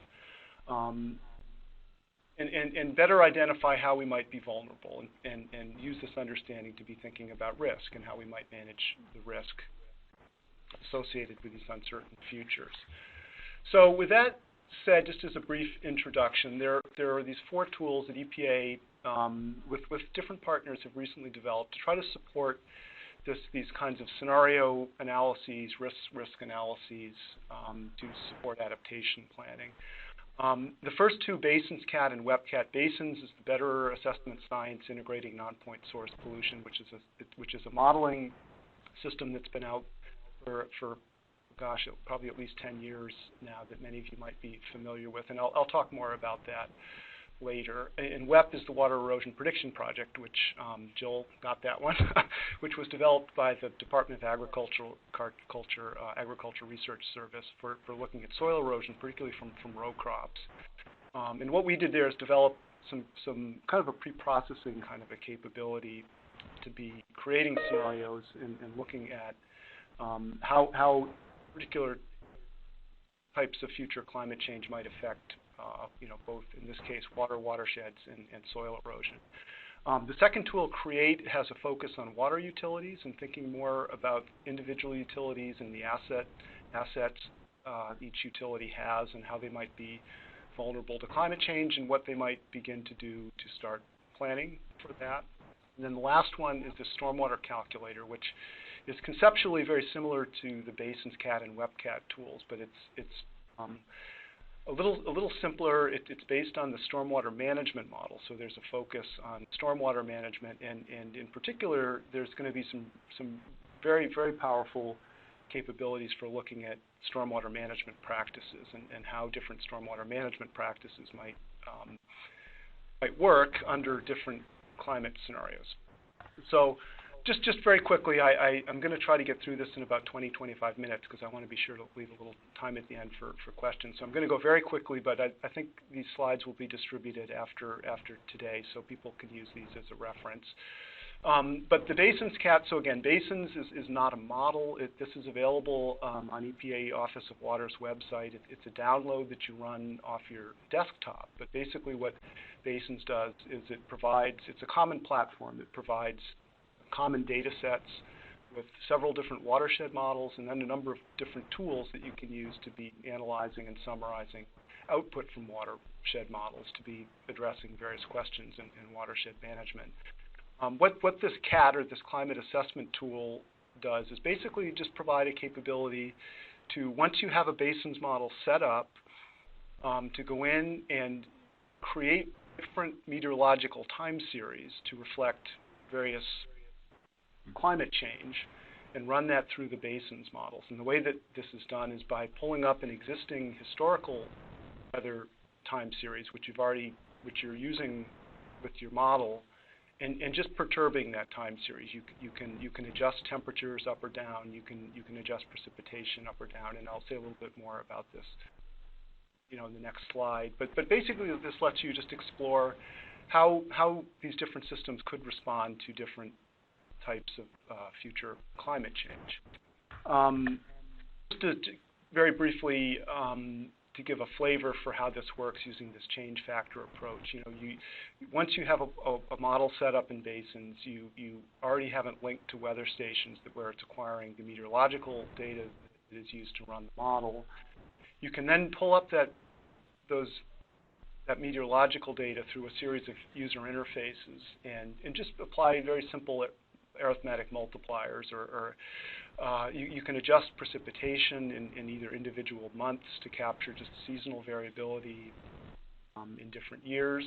You can also operate on individual years if, for example, you wanted to try to represent a year or two of drought or a particularly wet year. something like that, you have a capability there. You can also represent intensification of storm events. One of the things that's anticipated with climate change, independent of changes in precipitation volume, is that the rainfall that we do get is likely to occur to be concentrated in larger magnitude events. So there's a capability with this CAT tool just to shift the proportion of rainfall that occurs in larger magnitude events, independent of any change in the actual annual precipitation, which hydrologically the watershed systems tend to be very sensitive to that, particularly when you start thinking about water quality and sediment loading and that kind of thing. And then lastly, there's a capability just to add or remove events. You can think if rainfall is changing, it could change either by having the same number of events each year, but where they're more or less intense, or that change could result from more frequent events. And so there's just these flexible capabilities to try to represent these things. With the temperature changes, it's much simpler. We're usually just adding a number of degrees to these daily values for temperature in the historical record, and then you can combine these in various ways to create scenarios. So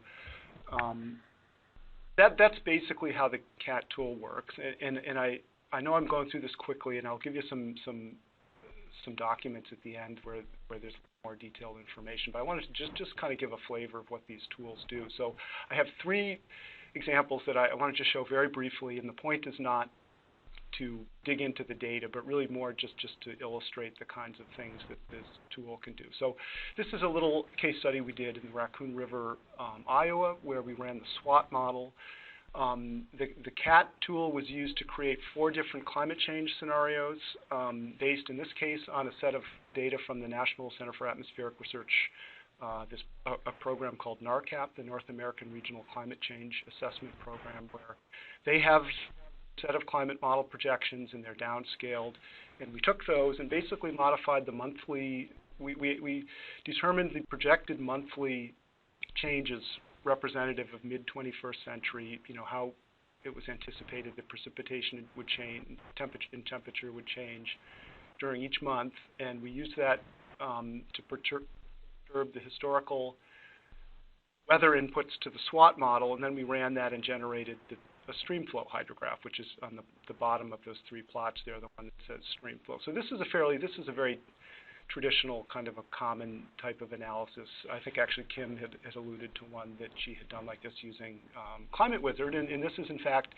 exactly the kind of information provided by ClimateWizard actually is a perfect pair with the Basin CAT tool. The climate change information is not provided. That's something that the user has to provide. So coupling a tool like ClimateWizard with these CAT tools is a perfect match, where you can understand what kind of change you want to represent based on the models, say, in ClimateWizard, and then you can implement that and run those changes through hydrologic models in a fairly easy way, using this tool like CAT. So that's a fairly simple example. This is just one I wanted to show that's just a little different approach. Here, rather than representing specific climate change scenarios, we just set this up as a sensitivity study where we looked at projections for climate change and saw a range from anywhere from no change to about a 5-degree change in temperature, and that precipitation might change anywhere from about minus 10% to plus 20% of the annual total. And we set up, in this case, there's 42 scenarios. Each one of those black square boxes there represents a particular combination of future temperature and precipitation change. And we ran these 42 scenarios through the SWOT model, and what the contours there show are the projected stream flow just fitted to the information that we generated in running all those different combinations of future change. And what I like to point out about this is it's just a little different way to think about the problem of climate change. Rather than this forward kind of thinking where you take a climate model, you represent that in a watershed model, and you get an output and you say, okay, well, what does this mean?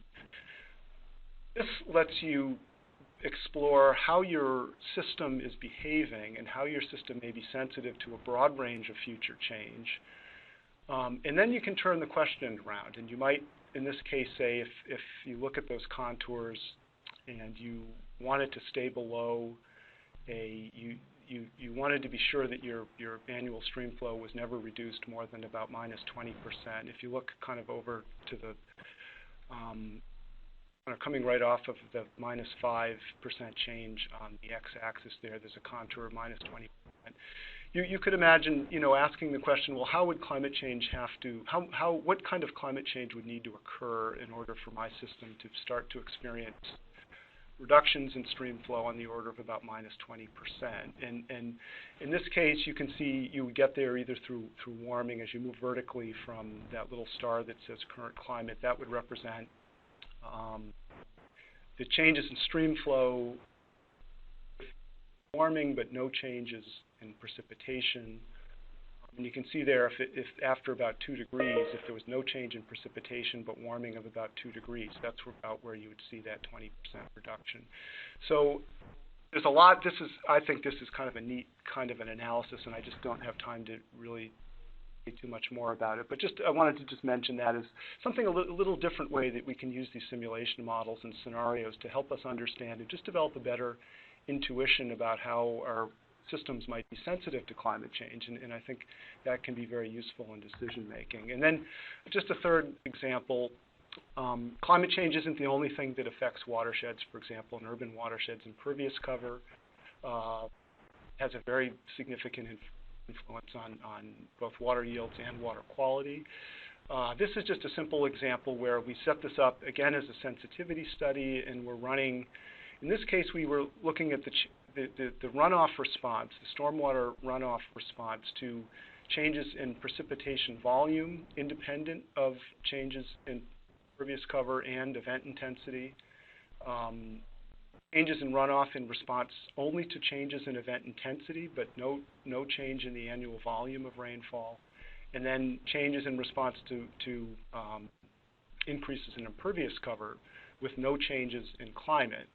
And these are just this is just kind of a simple heuristic model, if you will, where you can see the relative sensitivity, where that blue line with the diamonds shows the relative sensitivity, the percent change in runoff due to a percent change in rainfall volume, and the yellow line with the triangles is the same thing for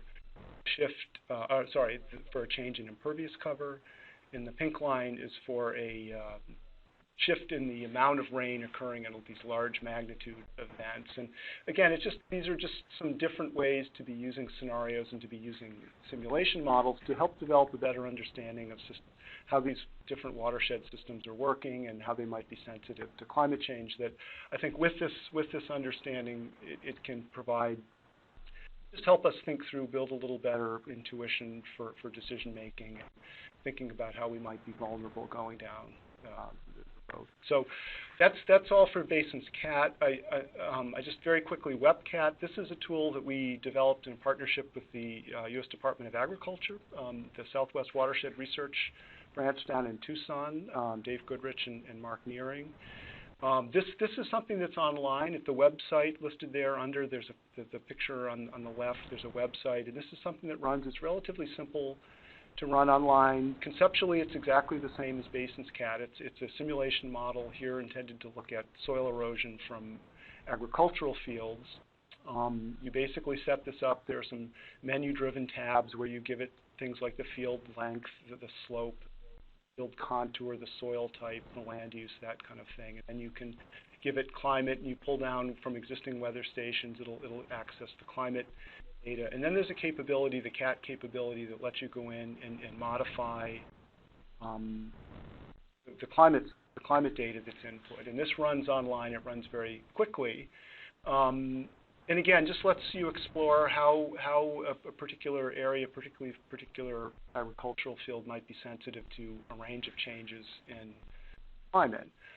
Here's an example, just looking, again, the point is not to look closely at the data, but just to illustrate how this can be used. Here we were just running a number of scenarios looking at at a base scenario. The V0 there is just a base current climate scenario. The V20 is an increase in 20% of annual precipitation, and the V20 I-10 scenario is a scenario that represents both an increase in annual precipitation volume and a shift in the portion of rainfall occurring in these larger magnitude events, which is that I of 10% there. And this is done looking at in a field where we had grass riparian buffer strips, and there were 3 of those, a 3 meter, 6 meter, 9 meter buffer strip.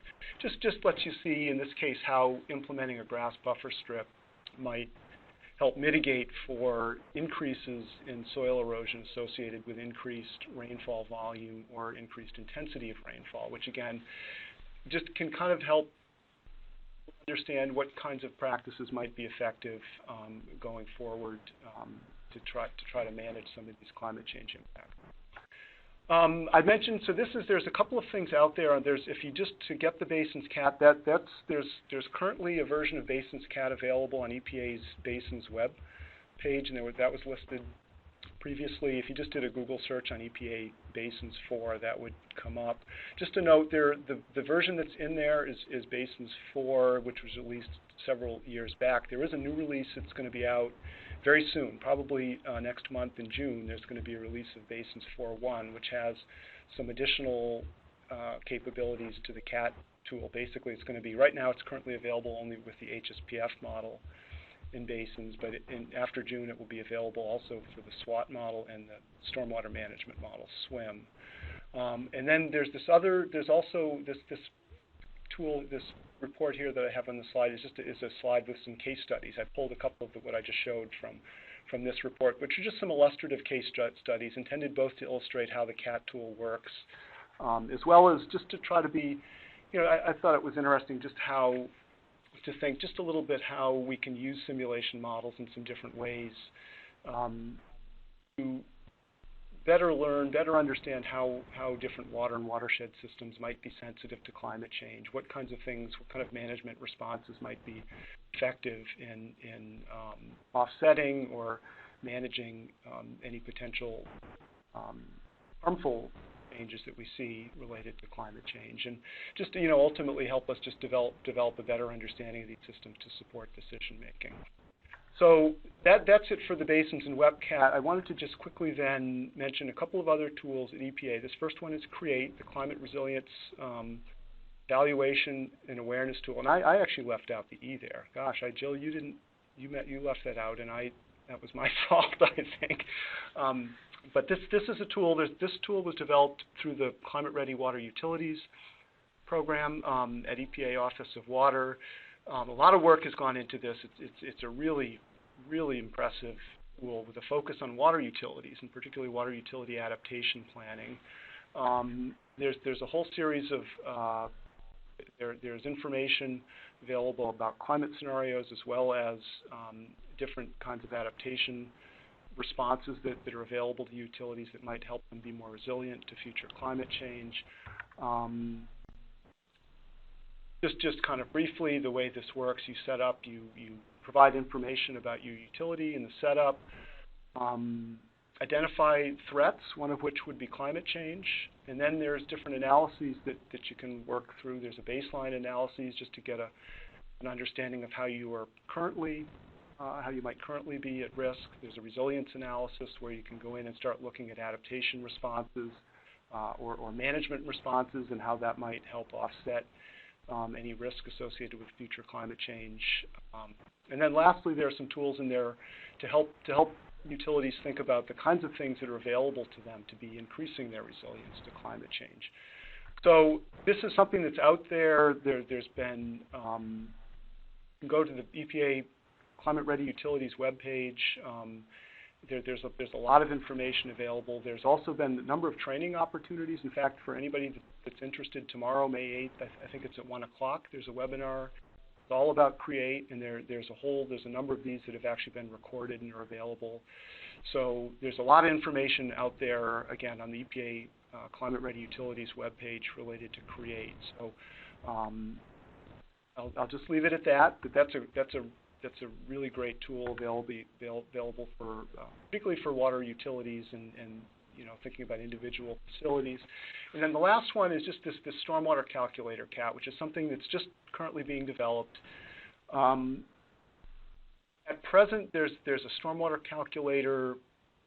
It's based on the stormwater management model and the meteorological data that's in the basins system. But what this stormwater calculator will do is allow non-modelers to be conducting screening level analyses of stormwater runoff throughout the United States, and can be very useful for thinking about, particularly about stormwater management, thinking like LID, green infrastructure, different kinds of stormwater management practices, how those can be used to achieve different stormwater goals. So that's being developed. I think that will be released in June is the target date for that. But as a complement to that, there also the Office of Water and the Office of Research and Development at EPA are developing some enhancements to that stormwater calculator to provide capabilities similar to BasInsCat, where, again, basically it's just going to allow users to pull up, in this case, a set of either predefined climate change scenarios, or it will be an open-ended kind of a user interface where users can input any kind of climate change they want to look at. But it'll let users work through and run this stormwater calculator under a range of different climate change scenarios to think about, how future climate change might influence a proposed set of stormwater actions, and whether they might be meeting a goal 20, 30 years in the future that they have a plan currently in place to meet. So this is something, just a couple of last quick slides. These are just a couple of screenshots from the stormwater calculator. This one again is going to be available in the next month or two. Will be fairly easy to use. Everything, if you look at the screenshot on the upper left there's some tabs across the top. Everything will be available in a set of drop-down menus, so you don't need to be running this model. Everything you need to do an analysis using this tool will be right there in front of you, and you just have to be, working your way through these tabs and setting it up. And then there's a simplified, based on the mechanistics of SWIM, which is a very good stormwater model, but it's set up in a way using lookup tables and things. So you're not actually running SWIM, but you're using information from SWIM. But this makes application easier. And then there's a number of these outputs, these kind of things that were designed for stormwater managers, specifically to provide information that will be very useful to stormwater managers. So just a little bit of the kind of this is available for the basic calculator will be available in June, and then the enhancements for the stormwater.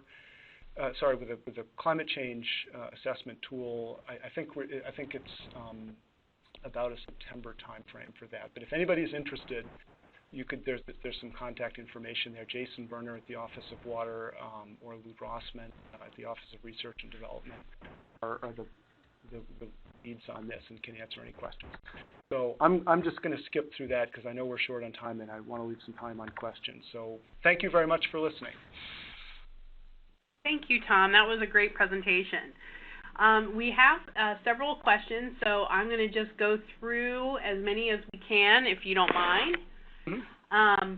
The first question we have gotten is Basins cross-platform compatible? Can it be run on tablets? Oh, boy, that's a good question. I don't know that. I would... Oh gosh, I don't know. I think if on the Basins web page, if you go to EPA Office of Water Basins web page, they will have their list of required hardware requirements, and it may be there. But if not, I would suggest there's a help. There's also an email there that you can call or you can send an email and ask about. But that's a great question. I don't know if it would run on a tablet. Okay. Another question that we had gotten was, does Create allow you to use your own climate projections? Is the first question. Oh boy, another. I haven't worked on Create. It does come with a set of climate scenarios. I think. Well, let me say first, to get the definitive answer, I suggest emailing the help email that was on that slide. That said, I do think there's a there's like a qualitative kind of way you can use Create where you could do that, where you could take your own climate information. I think the climate change scenarios are there to kind of inform individual utilities of what might be likely in their area, and then that kind of information feeds into the analysis. But if you as a user were informed by a different set of climate scenarios, I think you could seamlessly integrate that into the analysis that you're doing. Okay. Another question we had was, are you seeing more hydrologic models that incorporate all 4 seasons of precipitation and not just the rainfall for the northern U.S. and Canada? I'm sorry, the 4, you mean seasonal, that represent seasonal variability in rainfall? Is that the question? Yeah, I think they're asking whether or not the hydrologic models that you had introduced, if those are just for rainfall for a season, or if they're for all 4 seasons, if they account for all. Yeah, it's all 4. These models run at either a daily or an hourly time step. So you're running it. And I know I went through that very quickly, and I'm sure I lost some of you, and I apologize for that. But there is some information on the web available. That said, no, these models, they run, usually we run about 30 years of data for each one of these simulations. And with the CAT tool, you can create the scenarios different ways, either by just applying a consistent change throughout the year, or you can modify individual months differently, or individual seasons differently, or individual years within a 30-year record differently. It's very flexible how you can be tweaking these input time series to reflect different kinds of climate change. But I think the short answer to that question is yes, absolutely. We're running, these are continuous simulations for usually about 30 years that they're representing, it's daily data, but then the ways that you represent climate change are variable. But you can definitely do that seasonally or monthly. Okay, so it would include not only like rainfall, but then like snow, for example. Oh yes, absolutely. That's in the models. I didn't mention that because but when you, for example, in a model like HSPF, if you're increasing the temperature in a scenario, then the way the model sees that is there's a precipitation input, and then the model decides if that's rain or snow based on the temperature that day. But yes, that is represented in the watershed models. Okay. One last question specifically for you, Tom, was people were asking about validating the models with the climate model projections. How do these models address uncertainty? Yeah, well, they do. It's a really interesting question. Where the model, these like a model like the models in basins these are these 2 common models, HSPF and SWAT. They both need to be calibrated before they're run. So you typically set them up. You have historical weather data that you, quote, calibrate your model to. You turn little knobs in the model to try to get it to represent an observed, say, stream flow record.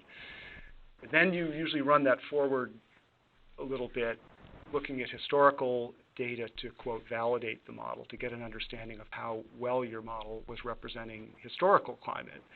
So there's that part of it, and that's very traditional way that watershed models are set up and used. That said, that's just the historical part of it. Going forward, when you represent climate change, you're assuming that calibration is robust, which isn't necessarily right. We have some idea usually with these models how robust it is, but when we're seeing really big changes in climate, arguably it could be changing something in the way that your watershed is responding that isn't represented very well by that calibration. So that is there. Unfortunately, there's really no way to evaluate that. Similarly, there's uncertainty associated with how you calibrate the model and so on. And there are different ways you can go in and you can run Monte Carlo, so-called these kinds of analyses where you're looking at a range of different model parameters, and you can develop uncertainty around individual model projections. But mainly, the way that I think of these model projections is more, they're just providing some understanding of how these systems are sensitive to potential changes in climate, and you really need to be looking at, I don't think of these as predictions. They're scenarios. You really need to be looking at a number of these to capture, full range of how we think climate might be evolving. So, we, at least when I run these, there isn't an explicit capability in these tools to be doing uncertainty analysis. Although there are methods out there, in sort of basic watershed modeling literature for doing this. You can also then go back to things like with when you're running, a large number of scenarios, you can look at things like ensemble means, and that are, in some cases more representative of, what we think might be happening. But again, it gets very tricky putting probabilities on any of these climate projections. Okay, thanks, Tom. I think we're about out of time, so I think I'll end the questions there. We had just a few other questions for each of the panelists, but what I will do is throw those out to the panelists individually, and we'll have those answers on as a separate document on our website. So we'll send those to everyone probably within the next week. So I wanted to just close. I wanted to, again, thank all the presenters for their willingness to talk to us today about climate change impacts that we could face and planning tools that we can use to help prepare. It was really an excellent discussion. I also wanted to thank the Great Lakes Regional Water Program for funding this webinar, and for Lois on helping with moderating. I did want to remind you that our survey URL for this webinar is in the chat feature. Please take a few minutes to fill that out. We would like to get your input. This webinar is sponsored by a multi-state, multi-organizational initiative, including participation from Ohio State University, Michigan State University, University of Wisconsin, the River Network, and Ohio Sea Grant Stone Laboratory. Thank you again to Jeff, Kim, and Tom, and all the participants on this webinar. We hope that this was beneficial, and hope you'll join us again in an upcoming webinar. Thank you, and have a great afternoon.